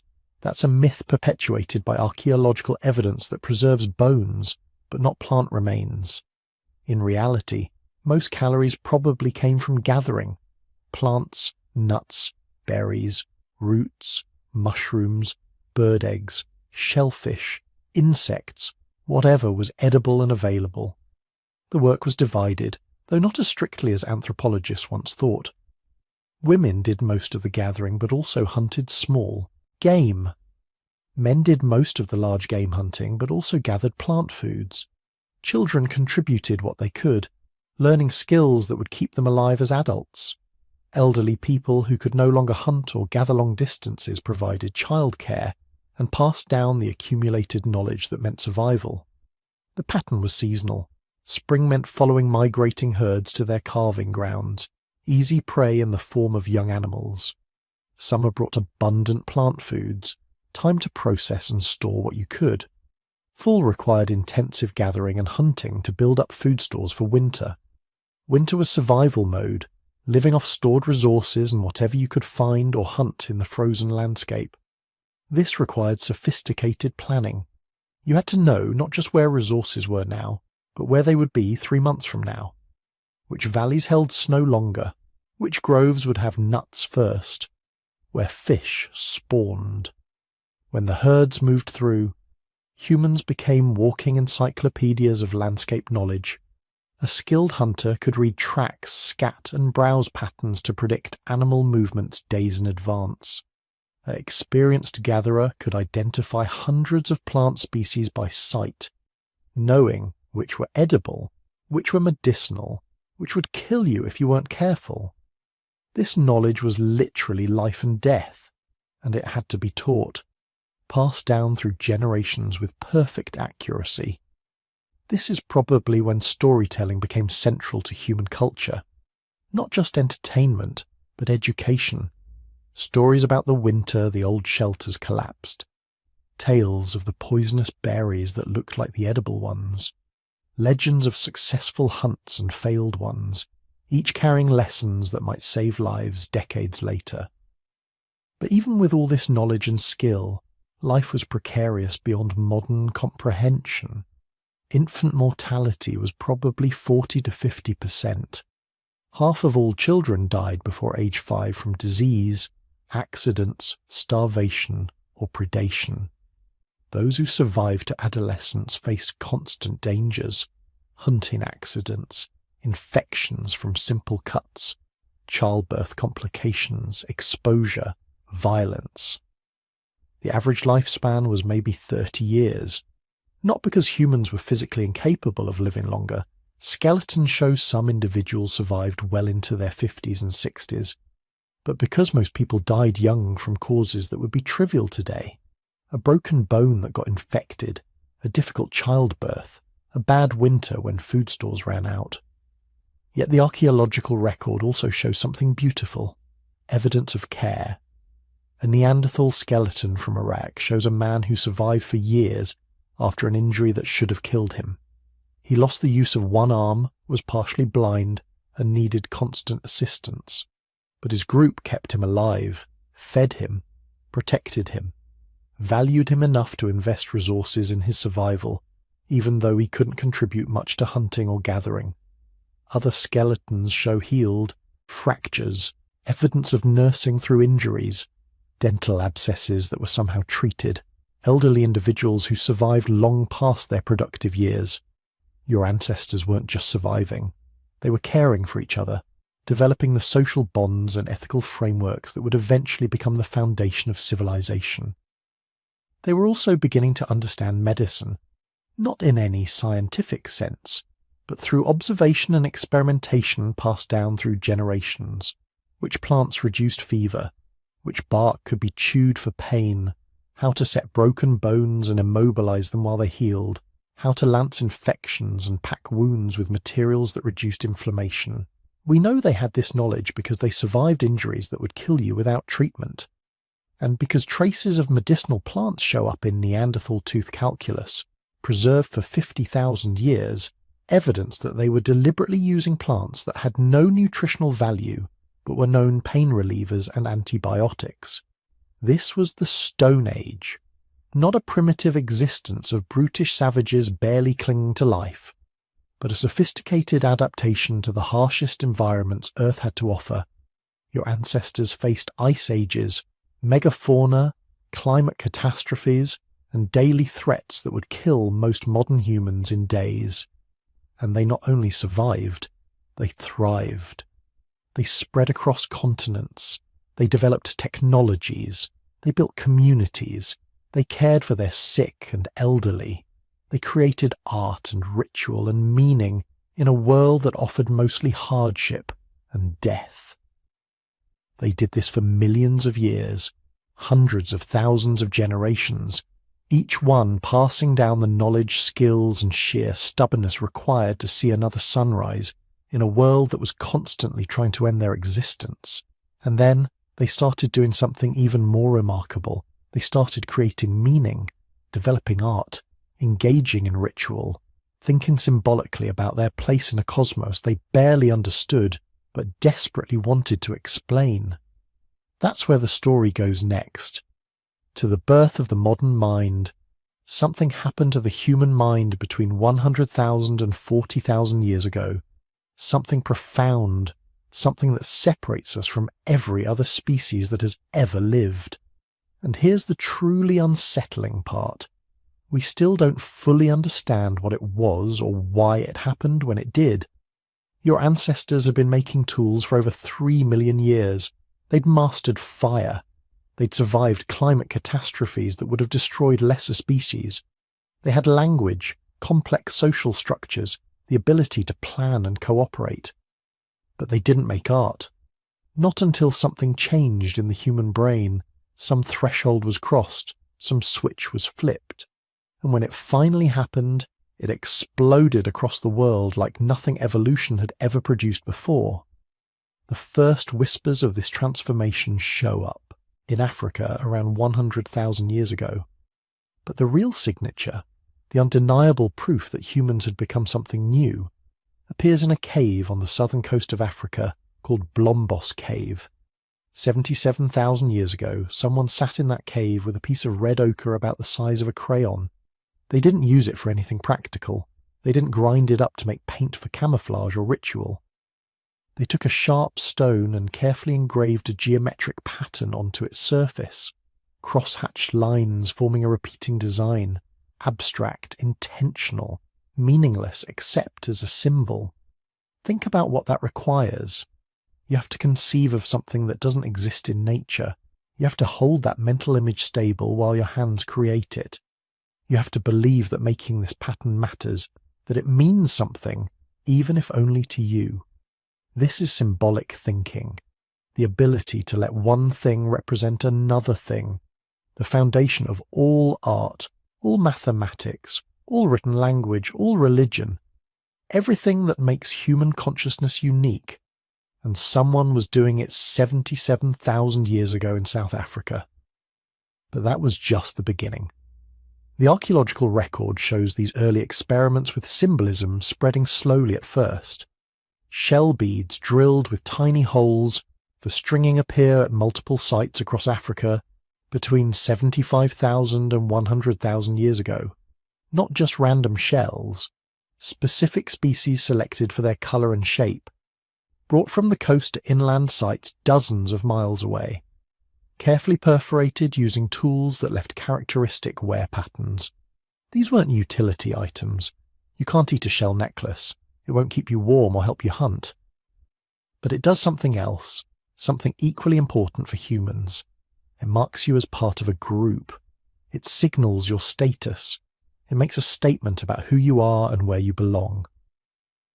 For the first time in evolutionary history, individual identity was becoming something that could be crafted, displayed, negotiated through material culture. Then around 50,000 years ago, everything accelerates. It's like humans discovered the instruction manual for their own consciousness. The archaeological record goes from scattered hints of symbolic behaviour to an absolute explosion of creativity. This is what researchers call the Upper Paleolithic Revolution, though revolution might be too mild a word. It was more like a cognitive supernova. In Europe, modern humans who had recently arrived from Africa started doing something unprecedented. They went deep into caves, far beyond the entrance zones where anyone would actually live, into chambers that required crawling through tight passages and navigating complete darkness. And there, by the flickering light of animal fat lamps, they created the first great art galleries in human history. Chauvet Cave in southern France contains paintings that are 36,000 years old, not crude stick figures or simple handprints. Sophisticated, naturalistic depictions of animals rendered with shading, perspective, and an understanding of motion that wouldn't be surpassed until the Renaissance. Cave lions stalking across limestone walls, herds of horses flowing around natural rock formations, woolly rhinoceros captured mid-charge with such accuracy you can identify the species from the paintings alone. The artist who created these works understood anatomy. They understood how light creates volume. They knew how to use the natural contours of the cave wall to give their subjects three-dimensional form. A bulge in the rock becomes a bison's shoulder. A crack becomes the fold of an ear. They weren't just drawing what they saw. They were transforming the cave itself into something alive. Lascaux, painted around 17,000 years ago, takes this even further. The famous Hall of Bulls features animals so large they dominate the space, creating an immersive environment that must have been overwhelming by firelight. 4 massive aurochs, extinct wild cattle with 6-foot horn spans thunder across the ceiling. Around them, horses, deer, and mysterious geometric symbols whose meaning remains completely unknown. And Altamira in Spain, with its ceiling of bison painted 14,000 years ago, shows artists at the absolute peak of their abilities. The bison are depicted in various poses, standing, lying down, running, looking back over their shoulders. The red ochre gives them warmth. The black charcoal provides depth and definition. They're beautiful, powerful, alive in a way that transcends mere representation. But here's the question that keeps archaeologists awake at night. Why? Why did humans spend enormous effort creating art in places where they didn't live? Places that were difficult and dangerous to access. What were they trying to do? The obvious answer is hunting magic. Paint the animal, control the animal, create its image, and you create power over it. Some of the paintings show spears or wounds, supporting this interpretation. If your survival depends on successfully hunting massive, dangerous animals with Stone Age technology, maybe creating their image helps you prepare, gives you confidence, increases your chances through some supernatural mechanism your culture believes in. But that doesn't explain everything. Many of the animals painted weren't commonly hunted. Cave lions and rhinoceros were apex predators that humans avoided, not prey they pursued. And some caves show layers of painting spanning thousands of years, suggesting they were pilgrimage sites, places of ongoing ritual importance. These weren't just hunting preparation, they were something deeper. Some researchers think the deep caves were places for shamanic journeys. The sensory deprivation, the flickering lights, the difficulty of access all create altered states of consciousness. Add in possible use of psychoactive plants, rhythmic drumming, and days of fasting, and you have the perfect environment for mystical experiences. The paintings might be records of visions, attempts to capture encounters with the spirit world. Others suggest they were teaching tools. Young hunters taken deep into the earth to learn about the animals they'd need to know. The naturalistic detail, the focus on anatomy and behaviour supports this. These could be the world's first textbooks, sacred knowledge preserved in stone, or maybe they were stories. Narratives about ancestors, about great hunts, about the relationship between humans and animals. Some cave painting sequences show what might be movement, sequential images that could represent events unfolding over time. The first movies projected onto stone screens by firelight. The truth is, we don't know, and that uncertainty is humbling. These artists were anatomically identical to us, had brains just like ours, were capable of everything we're capable of, but their motivations, their beliefs, the meaning they found in their art, all of that is lost. We can see what they made, we just can't fully understand why. What we do know is that the impulse to create wasn't limited to painting. All across Europe, Asia, and Africa, humans were developing new forms of symbolic expression. Personal ornamentation exploded in diversity and complexity. Shell beads were joined by carved bone pendants, ivory bracelets, fox-tooth necklaces. Some bodies were buried wearing elaborate regalia, hundreds or thousands of beads carefully sewn onto clothing that has long since rotted away. This tells us something crucial about the human mind. We weren't just aware of ourselves as individuals anymore. We were aware of how others perceived us. We cared about status, about beauty, about leaving a lasting impression. Identity had become something that could be constructed, performed, displayed through material culture. And we were thinking about death, not just as something that happened, but as something meaningful, something that required ritual and ceremony. Neanderthals were doing this too. Around 70,000 years ago in Shanidar Cave in Iraq, a Neanderthal man was buried in a depression carved into the cave floor. Soil analysis found unusually high concentrations of flower pollen around the body, arranged in a way that suggests someone had placed flowering plants on or around the grave. Yarrow, cornflowers, hollyhocks. Some of these plants had medicinal properties. All of them bloomed in spring and summer. Someone had gathered them and placed them with the dead. Whether this was religious belief, respect for the deceased, or simple affection for a lost family member, we can't say. But it shows that Neanderthals, like modern humans, had crossed the threshold into symbolic thinking. They understood death as something more than just the cessation of life. They believed it mattered enough to mark it with ceremony. Modern human burials from the same period show even more elaborate practices. The Red Lady of Paviland, buried 33,000 years ago in Wales, was actually a young man covered head to toe in red ochre and buried with ivory rods, bracelets, and perforated seashells. The ochre alone would have taken hours to apply, and the grave goods represented significant wealth. This wasn't just disposal of a body, this was a statement about who this person had been, what they had meant to their community. And then there's music. Around 40,000 years ago, in what is now Germany, someone carved a flute from the wing bone of a griffon vulture. It has 5 finger holes carefully positioned to create a specific scale.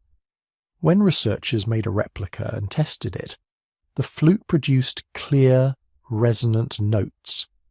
Melodies that humans hadn't heard in 40,000 years suddenly filled the air again. Imagine being the person who made that flute.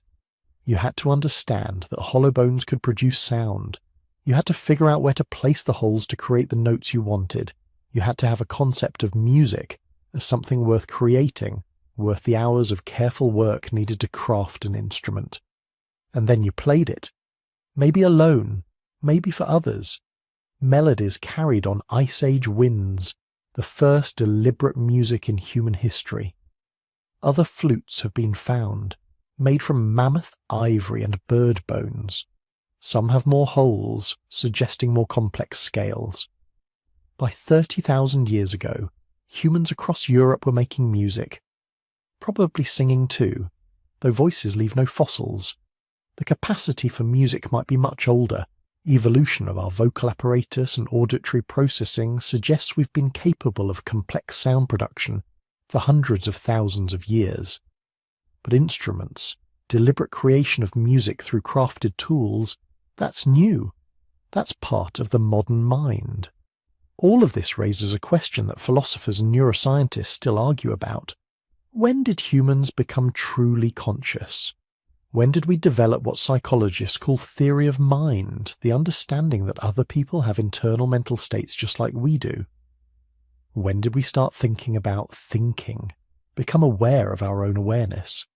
The archaeological record suggests it wasn't a single moment, but a gradual emergence. The abstract engravings at Blombus show someone was thinking symbolically 77,000 years ago.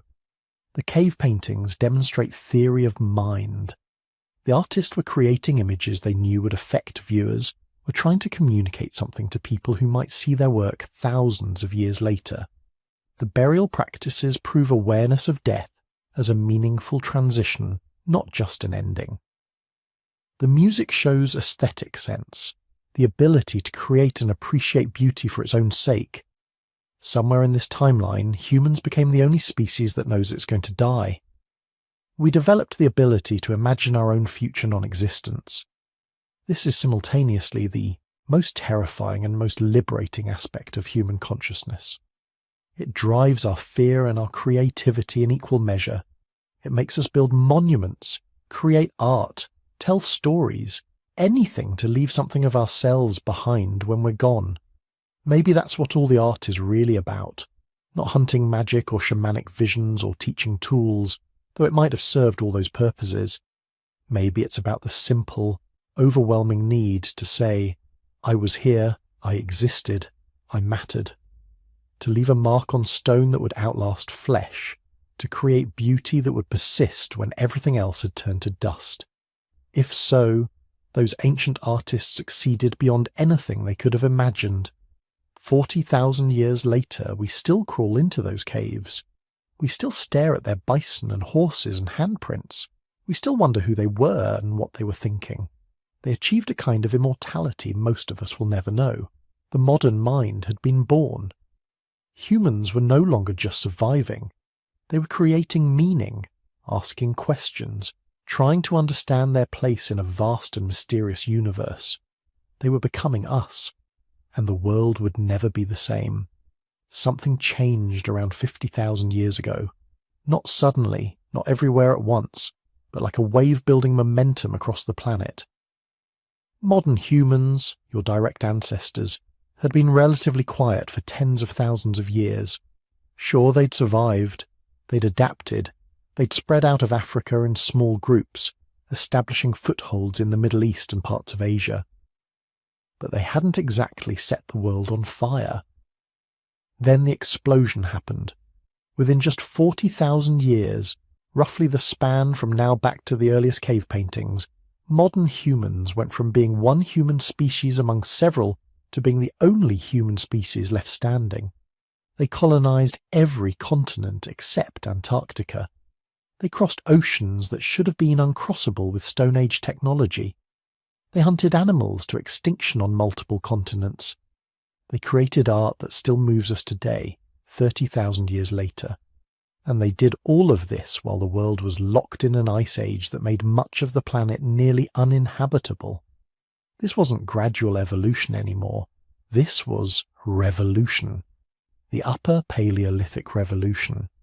And it's the moment when everything that makes us human, everything we think of as distinctly human behaviour, exploded into full expression.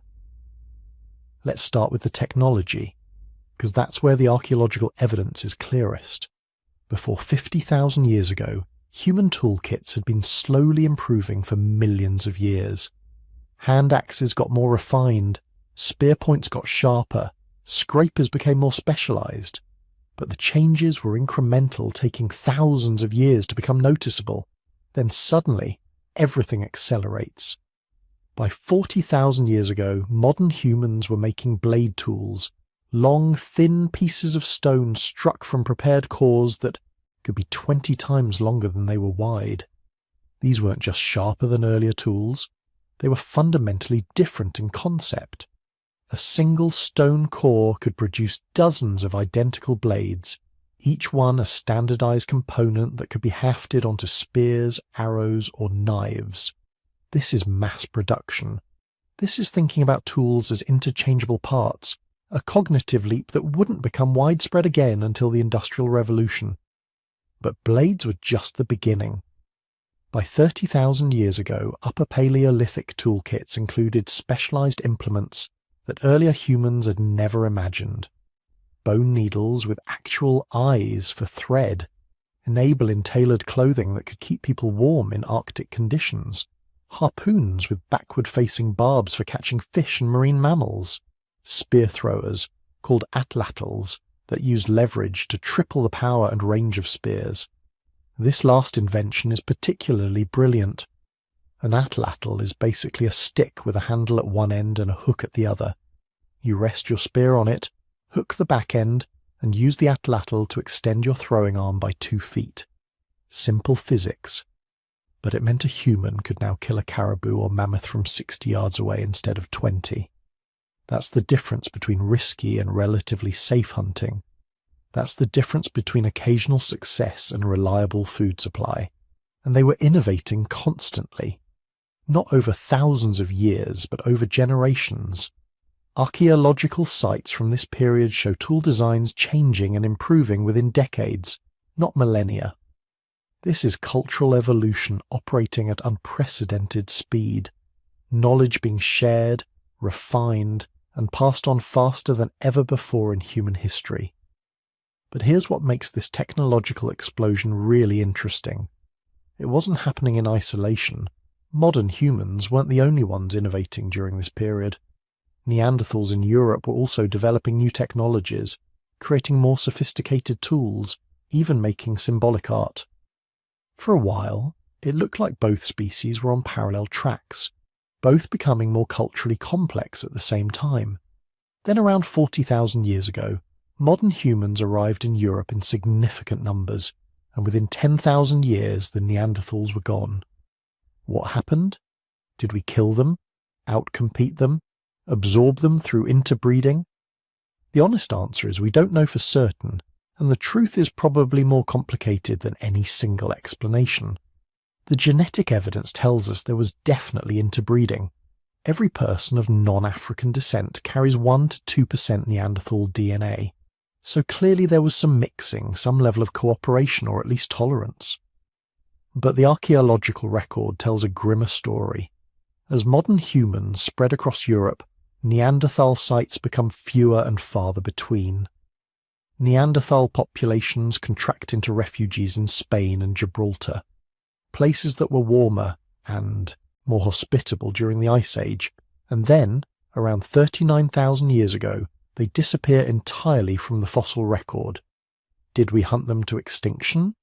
Probably not directly. There's no evidence of systematic warfare, no mass graves of Neanderthals killed by modern humans. But we might not have needed to fight them. We just needed to be slightly better at surviving. Think about it this way. You have two populations competing for the same resources in the same territories. Both are intelligent, both are capable hunters, both have sophisticated tools and social structures. But one group, the modern humans, has a slight edge. Maybe their tools are 10% more efficient. Maybe their social networks are a bit larger, allowing them to pool resources more effectively. Maybe their language is slightly more precise, enabling better coordination during hunts. These tiny advantages compound over generations. The group with the edge has slightly more children survive to adulthood. They expand into slightly more territories. They can weather bad years slightly better.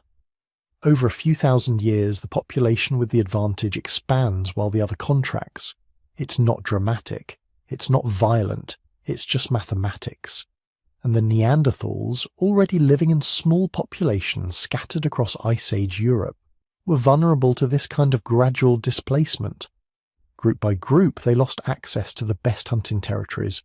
Their populations became isolated, more inbred, less able to adapt to changing conditions. Some groups probably died out from disease, others from local climate disasters. A few might have been absorbed through interbreeding with modern humans. By 39,000 years ago, they were gone. A species that had thrived in Europe for over 200,000 years, that had survived multiple ice ages, that had developed culture and art and symbolic thinking, was extinct. And the only humans left in Europe were us. The same thing was happening elsewhere. The Denisovans, who had dominated Asia for hundreds of thousands of years, disappear from the fossil record around the same time. Other human species were just discovering through genetics and fragmentary fossils. All of them vanished during this narrow window between 50,000 and 30,000 years ago. Within 20,000 years, a blink in evolutionary time, the human family tree went from multiple branches to a single twig. Homo sapiens, us, alone. But while this extinction event was playing out in Europe and Asia, something even more remarkable was happening elsewhere. Modern humans were pushing into territories that no human species had ever reached, and they were doing it using technologies that seem impossible given the resources they had available. 65,000 years ago, modern humans reached Australia. Let that sink in for a moment. Australia is an island continent separated from Asia by at least 50 miles of open ocean at the narrowest point. There has never been a land bridge during human existence. You cannot walk, swim or drift to Australia by accident. To reach it, you need boats, multiple boats, because you need enough people to establish a viable breeding population. And you need navigation skills, because sailing out of sight of land in a dugout canoe requires planning and courage that's hard for us to even imagine today. Yet somehow, with Stone Age technology, modern humans made that crossing. Multiple crossings, actually, because they colonized Australia thoroughly.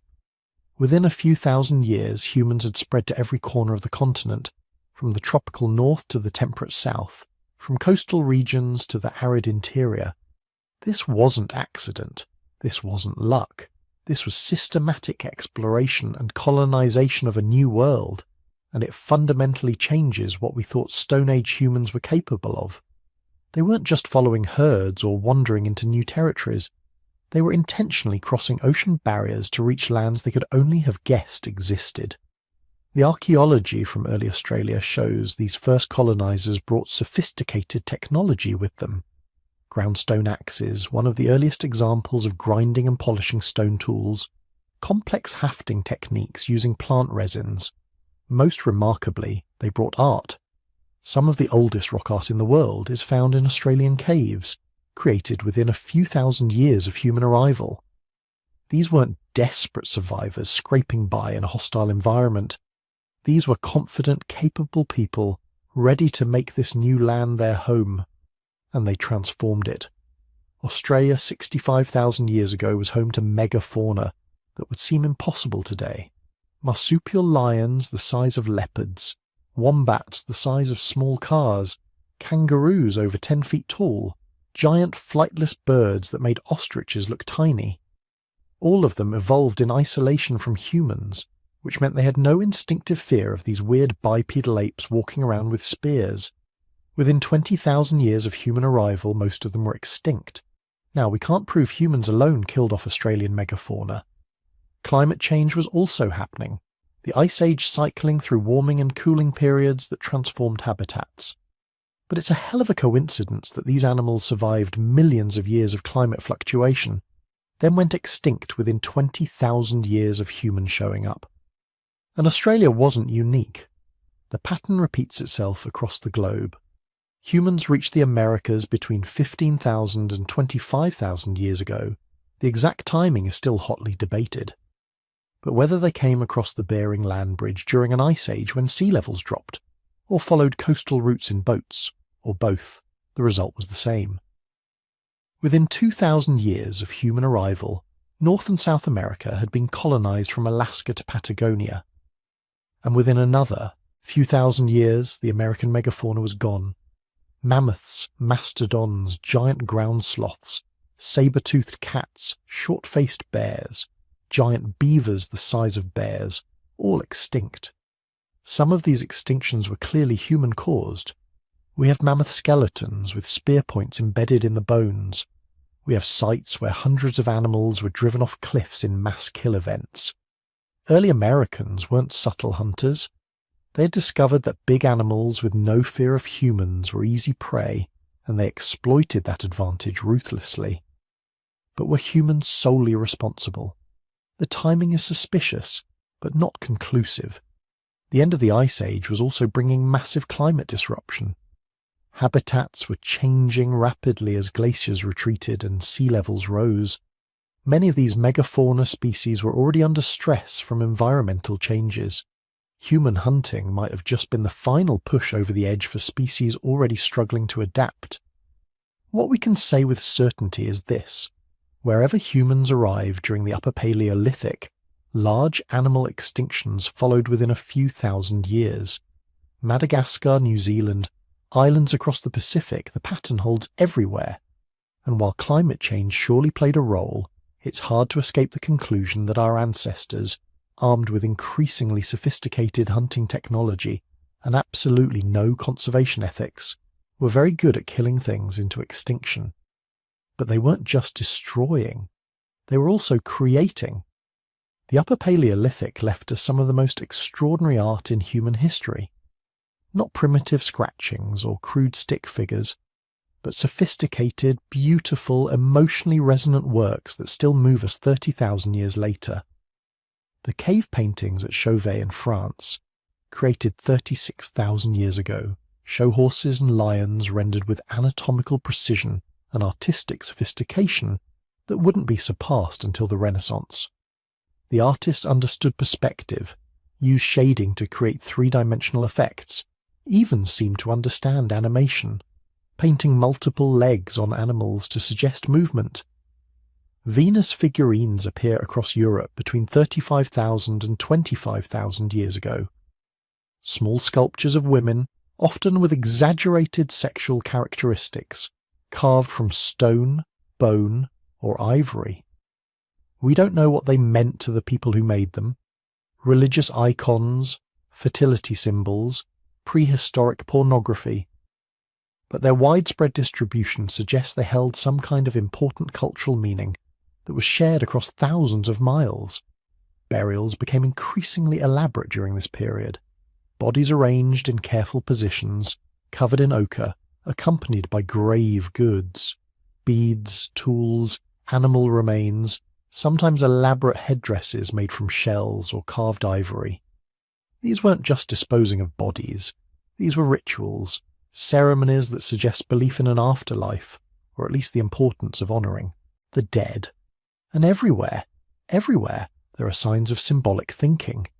Beads made from shells traded hundreds of miles from the ocean, pendants carved with abstract patterns, notched bones that might be counting systems or lunar calendars, flutes made from bird bones and mammoth ivory. These people were creating art for art's sake, making things beautiful for no practical reason except that beauty mattered to them. They were, in other words, fully modern humans in every meaningful sense, not just anatomically modern, but behaviourally modern. They had the same drives, the same creativity, the same capacity for abstract thought that we have today. If you could somehow kidnap an Upper Paleolithic baby and raise them in the modern world, they would be indistinguishable from any other human. They could learn calculus, play piano, write poetry, code software. The hardware was identical, only the cultural software was different. By 12,000 years ago, modern humans had reached the peak of Ice Age culture.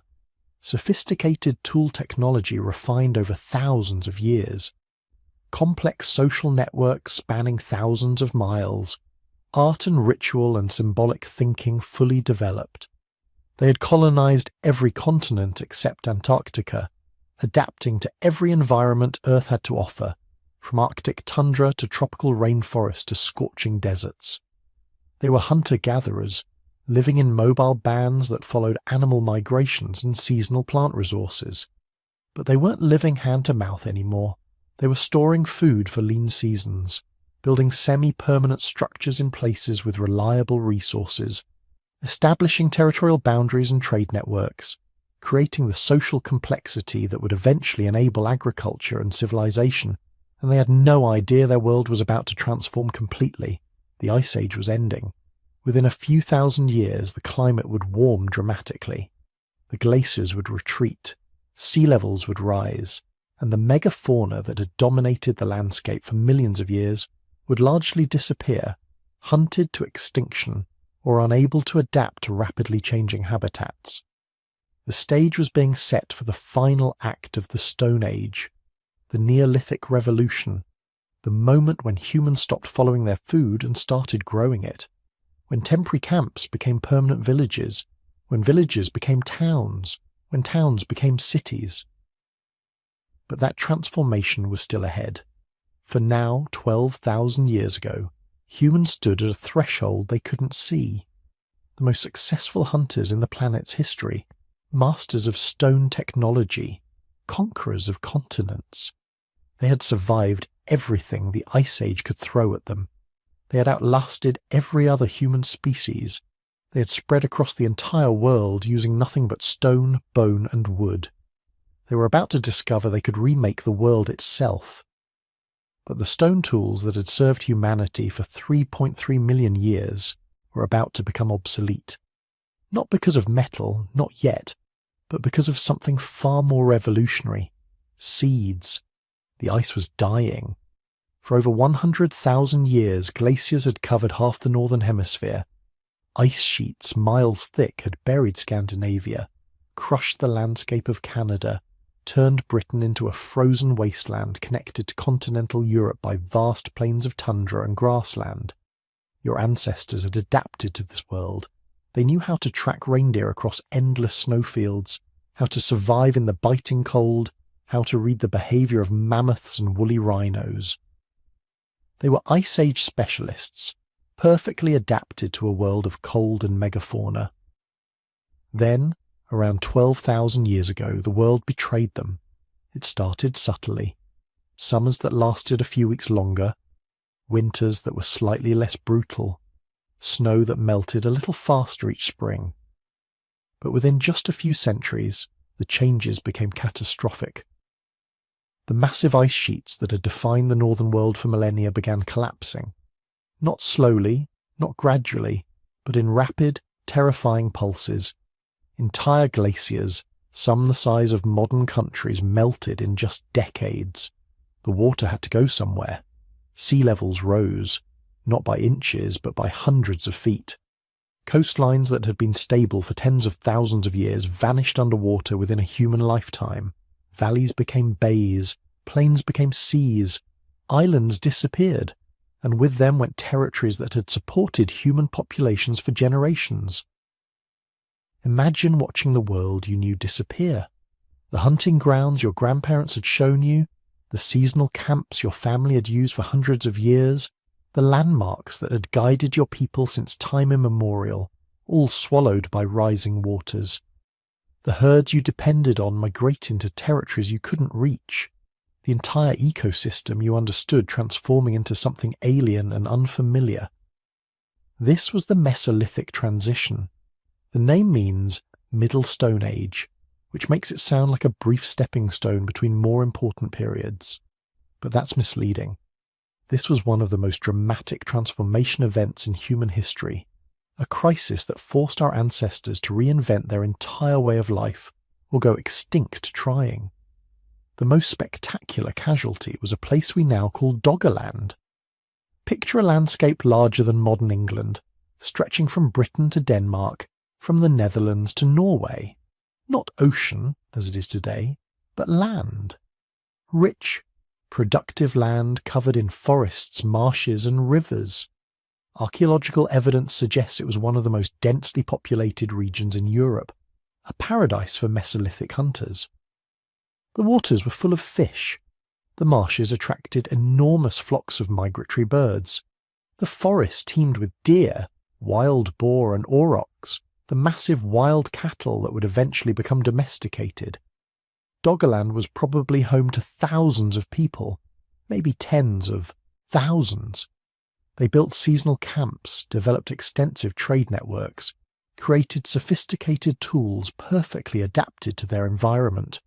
They weren't primitive.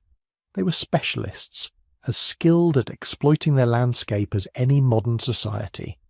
Then it drowned.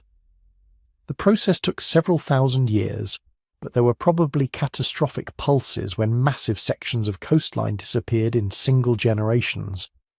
Imagine being a child in Doggerland, learning to fish in rivers that would be underwater before you became an elder. Imagine watching your parents' burial grounds vanish beneath the waves, cutting you off from your ancestors both physically and spiritually. Some populations managed to retreat to higher ground, eventually ending up in what's now Britain or Denmark. Others probably drowned when unexpected storm surges overwhelmed their camps. The archaeological record shows increasing evidence of violence during this period, suggesting that as productive land became scarce, human groups came into conflict over what remained. But Doggerland was just the most dramatic example. Similar transformations were happening everywhere. In North America, vast glacial lakes formed and catastrophically drained, creating enormous floods that carved new river channels and destroyed established hunting territories. In Southeast Asia, rising seas turned mainland regions into archipelagos, forcing populations to develop seafaring technologies or abandon territories they'd occupied for millennia. And everywhere the ice retreated, the landscape changed fundamentally. The open tundra and grasslands that had dominated the Ice Age gave way to dense forests. This sounds like an improvement, but for human populations adapted to hunting large herd animals across open terrain, it was a disaster. Forest hunting requires completely different skills and technologies. In open terrain, you can track herds for days, coordinate group hunts, drive animals toward kill zones. Forests don't work that way. Dense vegetation makes long-distance tracking impossible. Trees break up sight lines. Large herd animals become smaller, more solitary forest dwellers. The mammoth and woolly rhino went extinct, replaced by deer and boar that were harder to hunt and provided less meat per kill. Your ancestors had to adapt fast. The archaeological record from this period shows an explosion of technological innovation, unlike anything seen before. The signature invention of the Mesolithic was the microlith, tiny stone blades often less than an inch long. This sounds like a step backward from the impressive spear points and hand axes of the Ice Age. But microliths represented a conceptual revolution. Instead of making large single-purpose tools, Mesolithic people created modular composite implements. They'd produce hundreds of tiny standardized stone blades, then mount them in wooden or bone handles using plant resin adhesives. One handle could hold multiple blades arranged in different patterns. Add them in a line and you've got a saw. Mount them in a row perpendicular to the handle and you've got a harpoon for fishing. Arrange them in a circular pattern and you've got a drill. This is manufacturing. Mass production of interchangeable parts that could be combined in different configurations for different purposes. If a blade broke, you didn't need to make an entirely new tool. You just replaced the damaged component. It's the same principle that makes modern technology possible. The idea that complex tools can be built from standardized, replaceable parts. But the real genius was versatility. Ice Age hunters could survive with a limited toolkit because they were specialized for one type of hunting. Mesolithic people needed to exploit everything. Fish, birds, small game, plants, shellfish, whatever was available. The microlith system gave them that flexibility. The same toolkit could be reconfigured for fishing in the morning, bird hunting in the afternoon, and plant processing in the evening. They also developed the bow and arrow into a sophisticated hunting technology. Bows had existed before, but Mesolithic craftspeople refined them into precision instruments. They learned to select specific woods for their elastic properties, to strengthen bows with sinew backing, to craft arrows with carefully balanced weight distribution. A skilled Mesolithic archer could bring down a deer at 50 yards, something that would have been impossible with Ice Age spear-throwing technology. But perhaps the most important adaptation was social. The old Ice Age pattern of small, highly mobile hunting bands tracking megafauna herds across vast territories stopped making sense. The New World was more productive in some ways, with forests and coastlines offering diverse resources, but it was also more territorially constrained. You couldn't just follow the herds anymore because there were no more massive herds. So people started settling down, not permanently at first, but semi-permanently. Instead of moving camp every few days, Mesolithic groups began establishing seasonal settlements that they'd return to year after year. Archaeological sites show increasingly substantial structures, not just temporary shelters, but well-built houses designed to last multiple seasons. The most famous example is Lepenski Vir in Serbia, a series of settlements occupied between 9,500 and 6,000 years ago. The inhabitants built trapezoidal houses arranged in horseshoe patterns, with carefully laid stone floors and hearths positioned at precise locations. They carved elaborate stone sculptures of fish-human hybrids, suggesting complex religious beliefs tied to the rivers they depended on. This wasn't a temporary camp, this was a community, a place with architecture, art and ritual significance. Similar settlements appear across Europe, the Middle East and Asia. Starkar in Britain, Monteverde in Chile, Yomon sites in Japan. People were figuring out that in this new, warmer world, staying in one place could work better than constant mobility. If you knew the salmon would return to a particular river every spring, why not build a permanent camp there? If shellfish beds were productive year-round, why not settle nearby? This semi-sedentary lifestyle created new possibilities and new problems. On one hand, permanent settlements allowed more elaborate material culture. You could make pottery, which is too heavy and fragile for nomadic people. You could build fish weirs and traps that required maintenance. You could develop more complex social hierarchies because people were interacting daily, rather than just during seasonal gatherings. On the other hand, living in one place created challenges. Sanitation became an issue. Disease could spread more easily in permanent settlements. Resource depletion meant you had to manage your environment carefully or face local extinction of the fish and game you depended on. But the most revolutionary development was happening in a place called the Fertile Crescent, the arc of land stretching from the Persian Gulf through modern Iraq and Syria to the eastern Mediterranean. Here, a culture called the Natufians was pushing semi-sedentism to its logical extreme. Around 12,000 years ago, the Natufians were building villages, not seasonal camps, but permanent settlements with stone foundations, storage facilities, and cemeteries. They were still hunter-gatherers, but they were hunter-gatherers who lived in one place year-round. How was this possible? The answer was wild cereals. The Fertile Crescent was home to wild wheat and barley that grew in dense stands.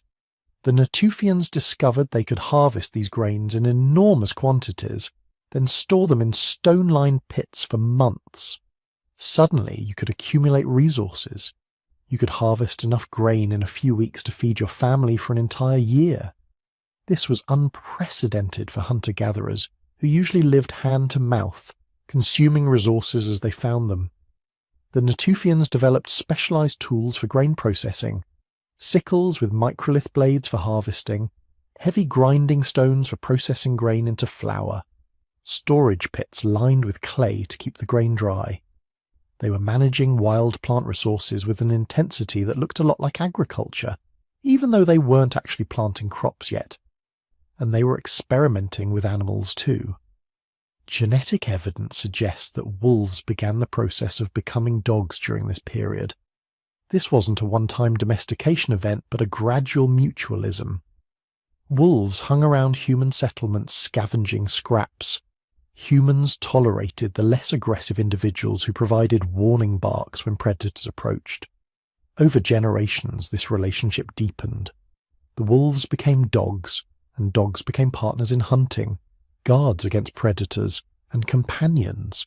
But the most stunning evidence of Mesolithic complexity comes from southeastern Turkey, from a place called Göbekli Tepe.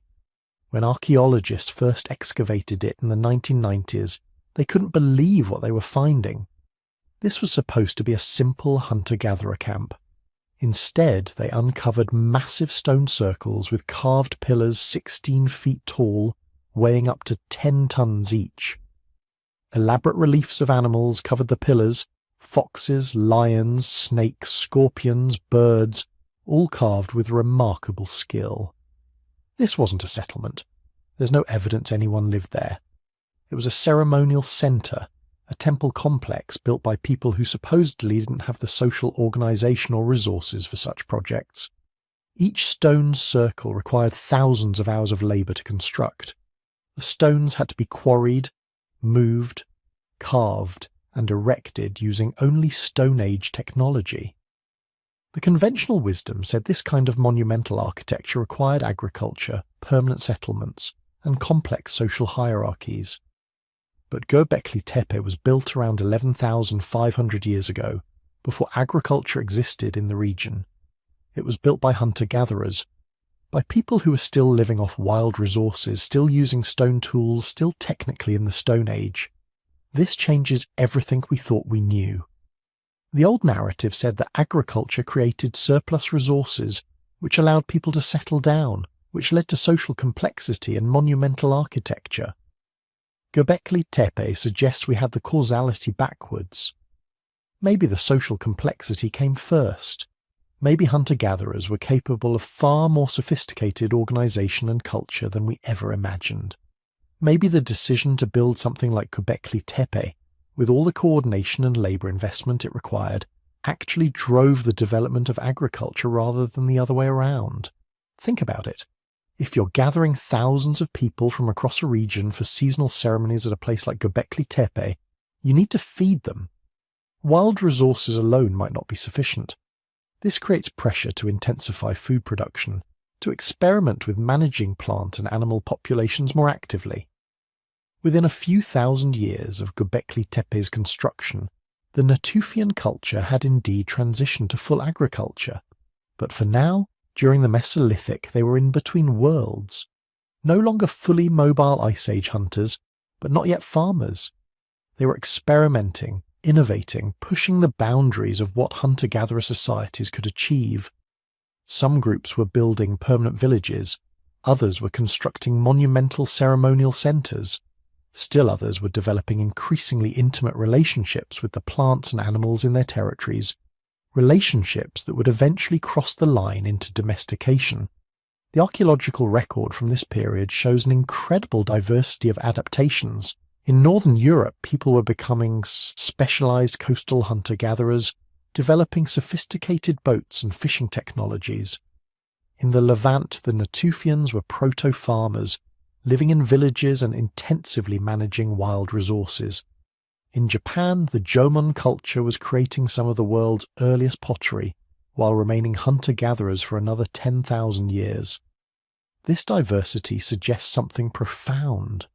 There was no single path, no inevitable trajectory from hunting to farming. Different groups were experimenting with different solutions to the challenges of the warming world. Some of these experiments would eventually lead to agriculture and civilization. Others would create alternative forms of complexity that remained based on hunting and gathering. But everywhere, people were pushing boundaries, testing limits, discovering what was possible. The Mesolithic wasn't a transition in the sense of a brief period between two stable states.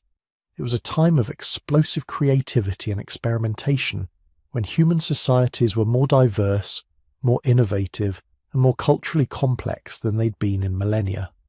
And standing at the edge of this transitional period, your ancestors were about to make the decisions that would change everything. Some would embrace full sedentism and agriculture, setting in motion the chain of events that would lead to cities, states, and civilization. Others would refine their hunting and gathering lifestyles to new levels of sophistication, creating rich cultures that would persist for thousands more years. But whether they knew it or not, they were living in the last generations of the true Stone Age.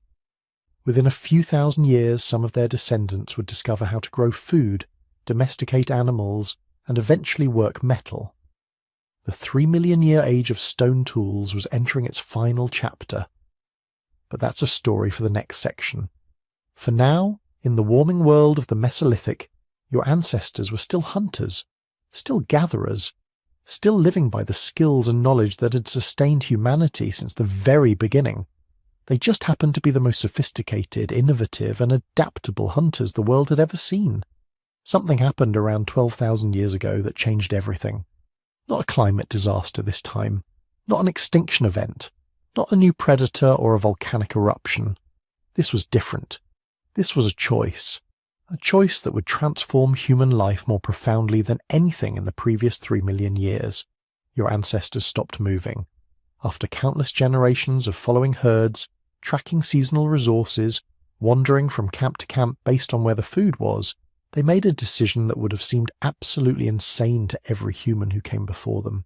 They stayed in one place, and they made the food come to them. This is the Neolithic revolution, the moment when humans stopped being wanderers and became farmers, when we stopped being part of nature's food chain and started controlling it, when we ended 3 million years of mobile hunting and gathering and created something that had never existed before, civilization. But here's what nobody tells you about this revolution. It didn't happen once. It didn't happen in one place. And it definitely didn't happen because someone had a brilliant idea one morning and convinced everyone else to try it. Agriculture was invented independently at least 7 different times in 7 different places by people who had no contact with each other. The Fertile Crescent in the Middle East around 10,000 BCE, China's Yellow River Valley around 9,000 BCE, Mesoamerica around 7,000 BCE, the Andes and Amazonia around 6,000 BCE, Sub-Saharan Africa around 5,000 BCE, New Guinea around 7,000 BCE, and Eastern North America around 4,000 BCE. 7 separate human populations looked at wild plants and wild animals and simultaneously decided to do something that would have seemed ridiculous to their Stone Age ancestors. They decided to work harder for their food instead of less hard. Because here's the dirty secret about agriculture that nobody tells you. It's way more work than hunting and gathering. Studies of modern hunter-gatherers show they typically work about 15 to 20 hours per week to meet their food needs. That's it. The rest of the time is leisure, socializing, storytelling, making art. Early farmers, on the other hand, work sunrise to sunset, clearing fields, planting seeds, weeding, protecting crops from animals and pests, harvesting, processing, storing. Agriculture meant trading a life of relative ease for backbreaking labour. So why did they do it? The standard story you learned in school probably went something like this. Humans discovered agriculture, realised it could produce more food, and everyone happily settled down to farm. Population boomed, civilization emerged, everybody wins. But that's not what happened, not even close. The truth is far more interesting and way more complicated. The shift to agriculture wasn't a sudden discovery. It was a slow, gradual process that took thousands of years and started almost by accident.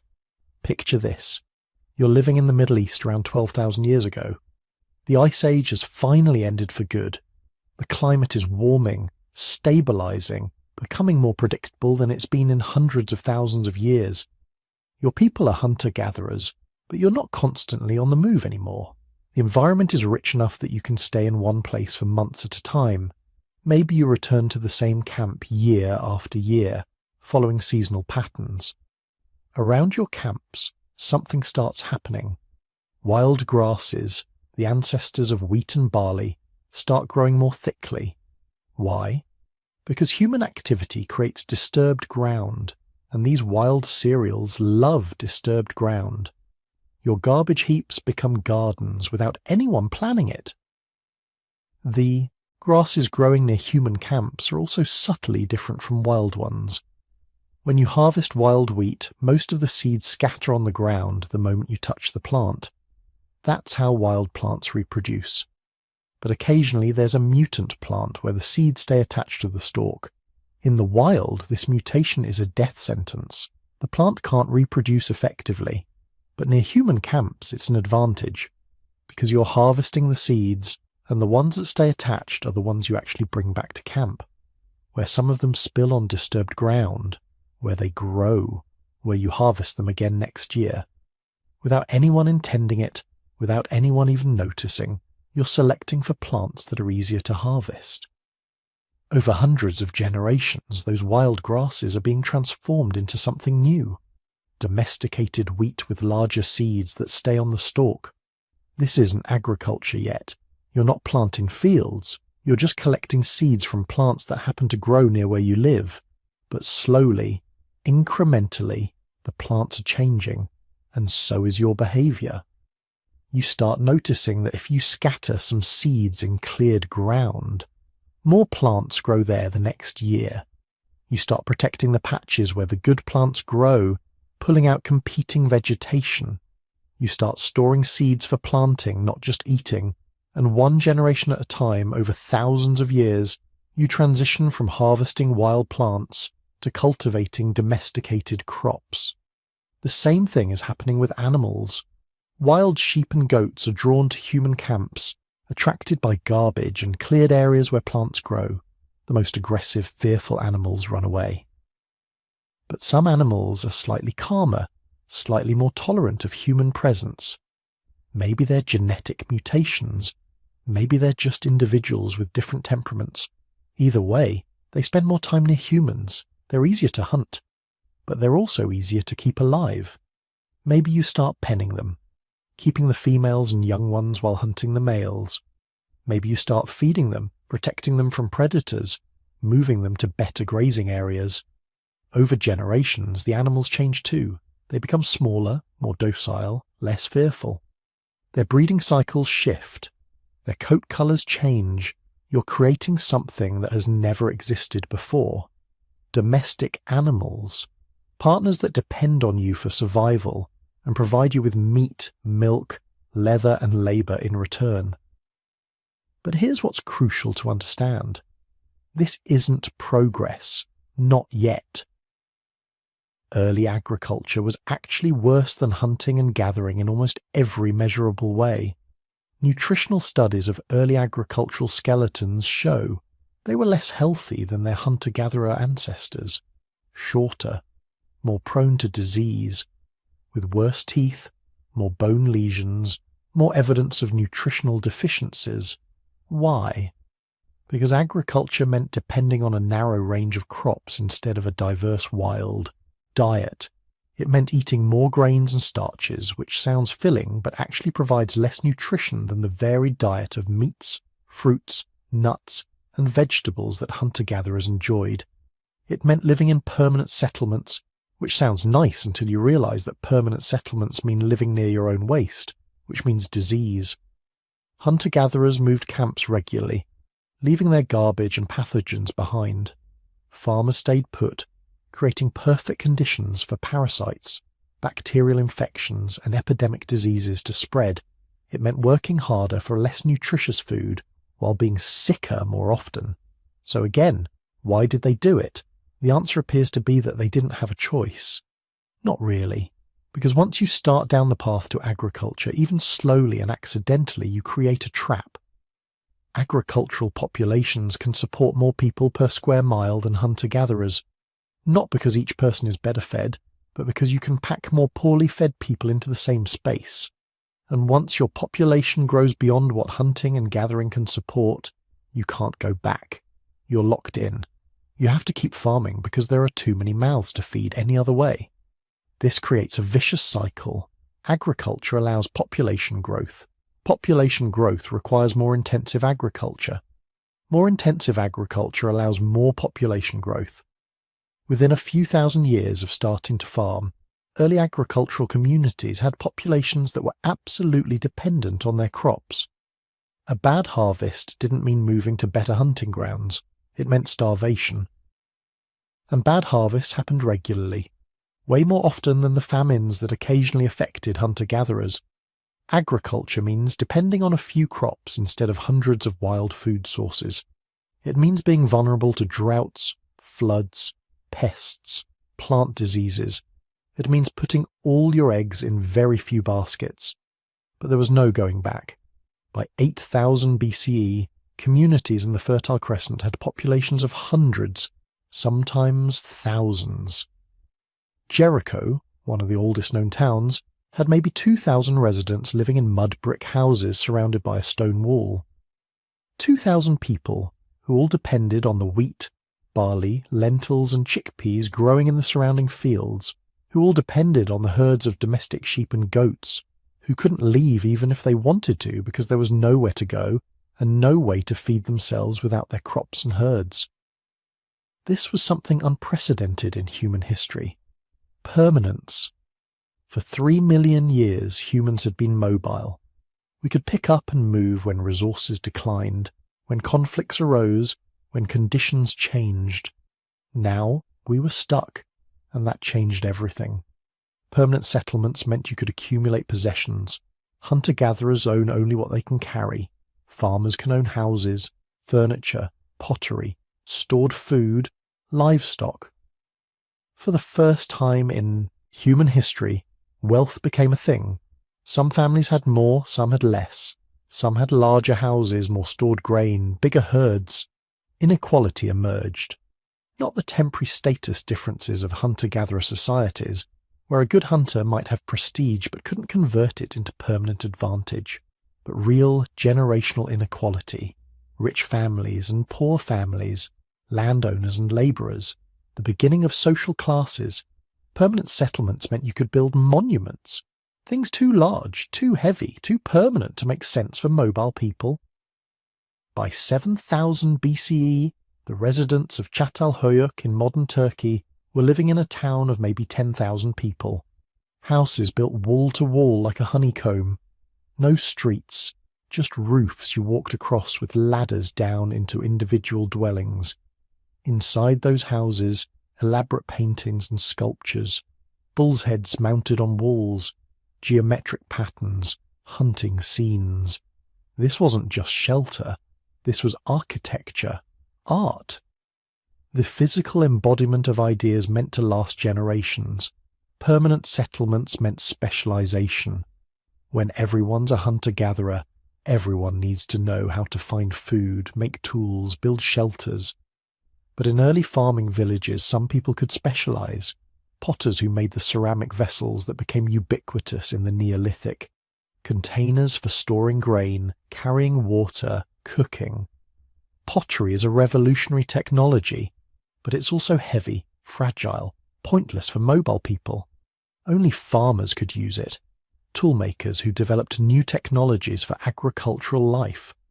Polished stone axes for clearing forests. Grinding stones for processing grain. Sickles with flint blades set in wooden or bone handles for harvesting. These are the signature tools of the Neolithic, more refined than earlier stone technology but fundamentally still made of rock. Stone Age tools for a radically new way of life. Religious specialists, shamans or priests who conducted rituals in shrines and temples that were starting to appear in farming villages. Organised religion is largely a Neolithic phenomenon. Hunter-gatherers had spiritual beliefs, but farmers built structures dedicated to gods and performed elaborate ceremonies tied to planting and harvest cycles, and eventually rulers, people whose job was coordinating community labour, settling disputes, organising defence, the first steps toward government, because permanent settlements meant war. When you're mobile, conflicts can be resolved by moving apart. When you're farmers, you can't leave.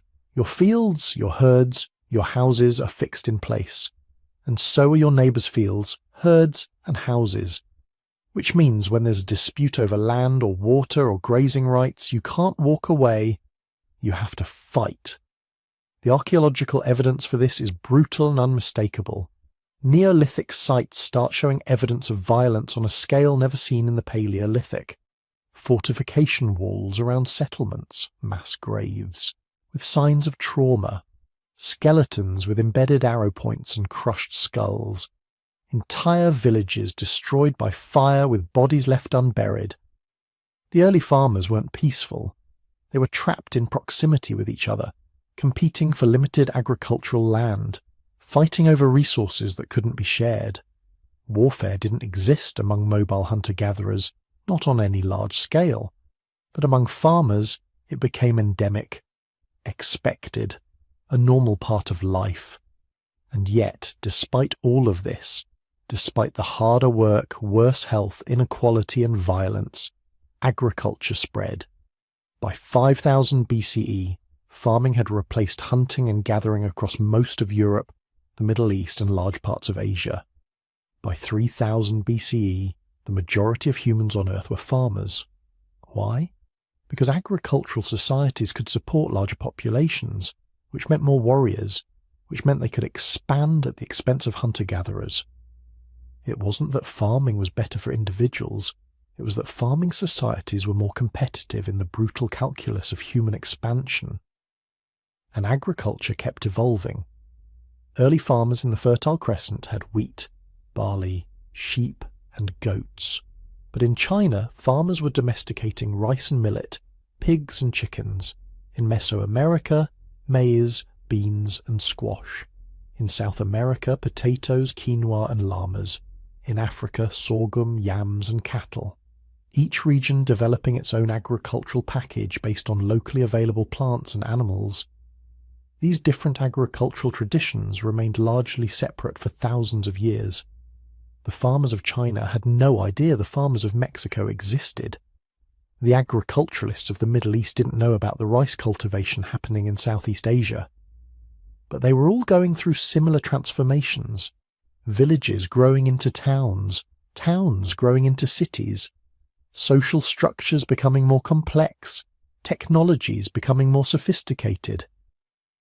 By 5000 BCE, some agricultural societies were starting to look like something we might recognize as civilization. Large settlements with thousands of inhabitants, monumental architecture, specialized crafts and long-distance trade, complex religious institutions, emerging writing systems. The threshold was approaching. And then, around 3500 BCE, something new appeared. Metal. Copper first, just a curiosity. Then copper alloys, specifically bronze. Metal tools that could be sharper, more durable, easier to reshape than stone. The first metal implements appeared while stone tools were still dominant. For centuries, most people still used stone because metal was expensive, rare, reserved for elite goods and weapons. But bronze tools were undeniably superior for many tasks. They could hold a sharper edge. They could be melted down and recast when they broke. They could be standardized and mass-produced in ways stone tools never could be. The earliest metal didn't end the Stone Age immediately. That transition took over 1,000 years. In many places, stone tools remained dominant well into the Bronze Age. Some communities didn't adopt metal until the Iron Age began around 1200 BCE. But the threshold had been crossed. The Long Stone Age, the 3.3 million years when humans and their ancestors survived, adapted, and conquered the world using nothing but stone, wood, and bone, was ending. Those final centuries of the Neolithic saw humanity's last grand stone monuments. Stonehenge, constructed between 3000 and 2000 BCE, is perhaps the most famous. Massive sarsen stones, some weighing 25 tons, transported dozens of miles and erected in precise astronomical alignments. Nobody's entirely sure what it was for. Ceremonial centre, astronomical observatory, healing temple, burial ground. Probably all of these. What's undeniable is the sheer ambition. Thousands of people working over generations to build something that would outlast them all. A statement carved in stone that said, "We were here, we mattered, we could move mountains."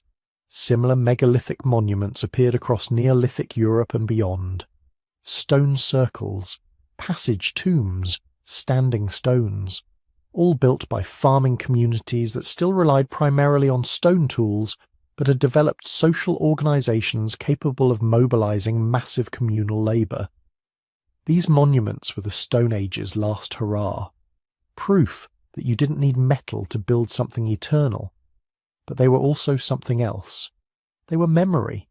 After millions of years of mobile existence, of populations that came and went leaving almost no trace, farming societies were creating permanence, structures that would stand for millennia, messages to the future, and we receive those messages.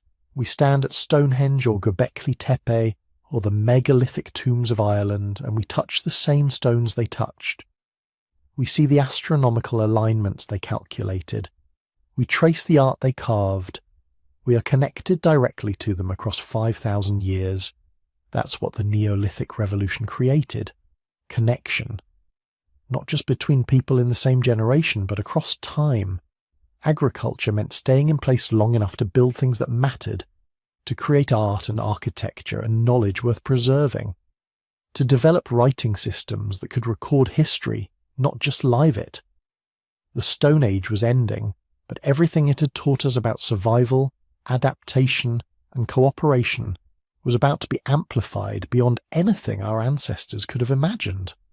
The farmers who planted the first fields had no idea they were beginning a process that would lead to cities, states, empires, and eventually global civilization. But they had crossed the threshold. They had transformed humans from a species that adapted to the world into a species that adapted the world to itself. And there was no going back. By 3000 BCE, the first true civilizations were emerging. Sumer, Mesopotamia, Egypt along the Nile, the Indus Valley in South Asia, each built on the agricultural foundation laid during the Neolithic, each using increasingly sophisticated metal tools alongside stone implements, each developing writing, monumental architecture, organized religion, and state-level political systems. The Stone Age was becoming the Bronze Age. The age of scattered bands was becoming the age of cities. The age of survival was becoming the age of civilization. But that's a different story. For now, just remember this. Everything that came after, every city and empire, every technological breakthrough, every work of art and literature, all of it was built on the foundation laid during those final 7,000 years of the Stone Age. The Neolithic revolution wasn't just about learning to farm. It was about transforming what it meant to be human. From wanderers to settlers, from foragers to farmers, from living in nature to controlling it. For better and worse, for richer and poorer, in sickness and in health. We're still living with the consequences of choices made 10,000 years ago by people who just wanted to make sure there was enough food for next winter. They got their wish. And in the process, they ended the longest chapter in human history and began the one we're still living today. So here we are, 3 million years later. You're lying in a climate-controlled room, surrounded by metal and plastic and silicon. Maybe you're staring at a glowing screen that would look like pure magic to your ancestors. Maybe you're drifting off to sleep, comfortable in ways that 99% of humans who ever lived could never have imagined. But here's the thing, you're not actually that different from them. Your body, still built for the Stone Age, that back pain you get from sitting at a desk all day, that's because your spine evolved to carry loads while walking upright across African savannas, not to support hunched shoulders while you type emails. Those food cravings that make you reach for sugar and fat, that's your Stone Age brain screaming at you to stock up on calories because it thinks winter is coming and you might starve. Your immune system fighting off infections, your brain solving problems, your hands crafting things. These are all Stone Age technologies. Hardware designed and refined over 3 million years of living without metal, without agriculture, without civilization. Even your emotions are Stone Age. That anxiety you feel, that's the same hypervigilance that kept your ancestors alive when predators lurked in the darkness. That joy you get from spending time with friends, that's the same bonding mechanism that held small hunting bands together through impossible odds. That satisfaction from completing a difficult task, that's the same reward system that motivated your ancestors to spend hours chipping stone into perfect tools. We are Stone Age creatures living in a modern world. Every human alive today carries genes that survived 3 million years of natural selection, genes that made it through ice ages and droughts, through predators and diseases, through the worst climate disasters in our species' history. You are the product of an unbroken chain of survivors, stretching back through thousands of generations. Every single one of your ancestors survived long enough to reproduce. Every single one passed on just a little bit of wisdom, just a little bit of genetic advantage that kept the chain going. Think about that. The odds against your existence are astronomical. If one of your ancestors 100,000 years ago had been just slightly slower running from that cave lion, you wouldn't be here. If one of your forebears 50,000 years ago hadn't learned to recognize which plants were poisonous, you wouldn't exist. If even one person in that unbroken chain had failed to survive to reproductive age, the unique combination of genes that makes you who you are would never have assembled. You are the descendant of champions. Every single person alive today is. We're all descended from the same small population of bottleneck survivors. We all carry genes for intelligence that were selected during 117,000 years of near extinction. We all inherited the capacity for cooperation that kept scattered bands connected across impossible distances. We all possess the creativity and adaptability that let our ancestors thrive in environments from tropical forests to Arctic tundra. And the lessons of the Stone Age? They're still relevant. Maybe more relevant than ever. Our ancestors survived because they adapted. When the climate changed, they didn't sit around wishing for the good old days. They innovated. They moved. They figured out new ways to find food, new ways to stay warm, new ways to work together. When things went wrong, and things went wrong constantly, they persisted. They didn't give up when populations crashed to 1,280 individuals. They held on through 117,000 years of crisis until the world became livable again. They survived because they cooperated. Stone Age humans couldn't make it alone. No individual could master all the skills needed for survival. They needed each other. They built networks of kinship and trade that spanned continents. They shared knowledge across generations. They took care of their sick and elderly, their children and disabled, even when resources were scarce. Because they understood something we're still learning. We're stronger together. Most importantly, they survived because they never stopped being curious. For 3 million years, humans kept experimenting, kept trying new things, kept pushing boundaries. From that first Australopithecine who picked up a stone and used it as a tool, to the Upper Paleolithic artists creating masterpieces in cave darkness, to the Neolithic farmers who first planted seeds and waited to see what would grow, our ancestors were driven by curiosity, the urge to understand, to create, to leave something behind. That same curiosity brought you here. You chose to spend hours learning about people who lived millions of years ago, people who never wrote anything down, who left behind only fragments of stone and bone. But their story matters. It's your story, our story, the story of how we became human. If this journey moved you, if these 3 million years of survival and innovation sparked something in your mind, consider leaving a like. It helps other curious minds find this story. It tells the algorithm that deep human history matters, that people still care about where we came from. And drop a comment letting me know where you're listening from. We're scattered across the planet now, just like our ancestors were during the bottleneck, but we're still connected, still sharing stories across distances, still building those networks of knowledge and curiosity that kept humanity alive through the worst times.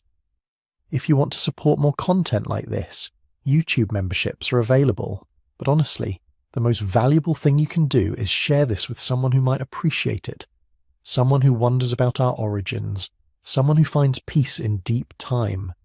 As you drift off to sleep tonight, remember this. You carry 3 million years of survivors within you. Their strength, their creativity, their resilience, it's all encoded in your DNA. You are their legacy, their ultimate success. Every breath you take is proof that they made it, that when everything went wrong, they were tough enough to keep going until the world became livable again. The Stone Age ended thousands of years ago, but it lives on in you. Sleep well, descendant of champions.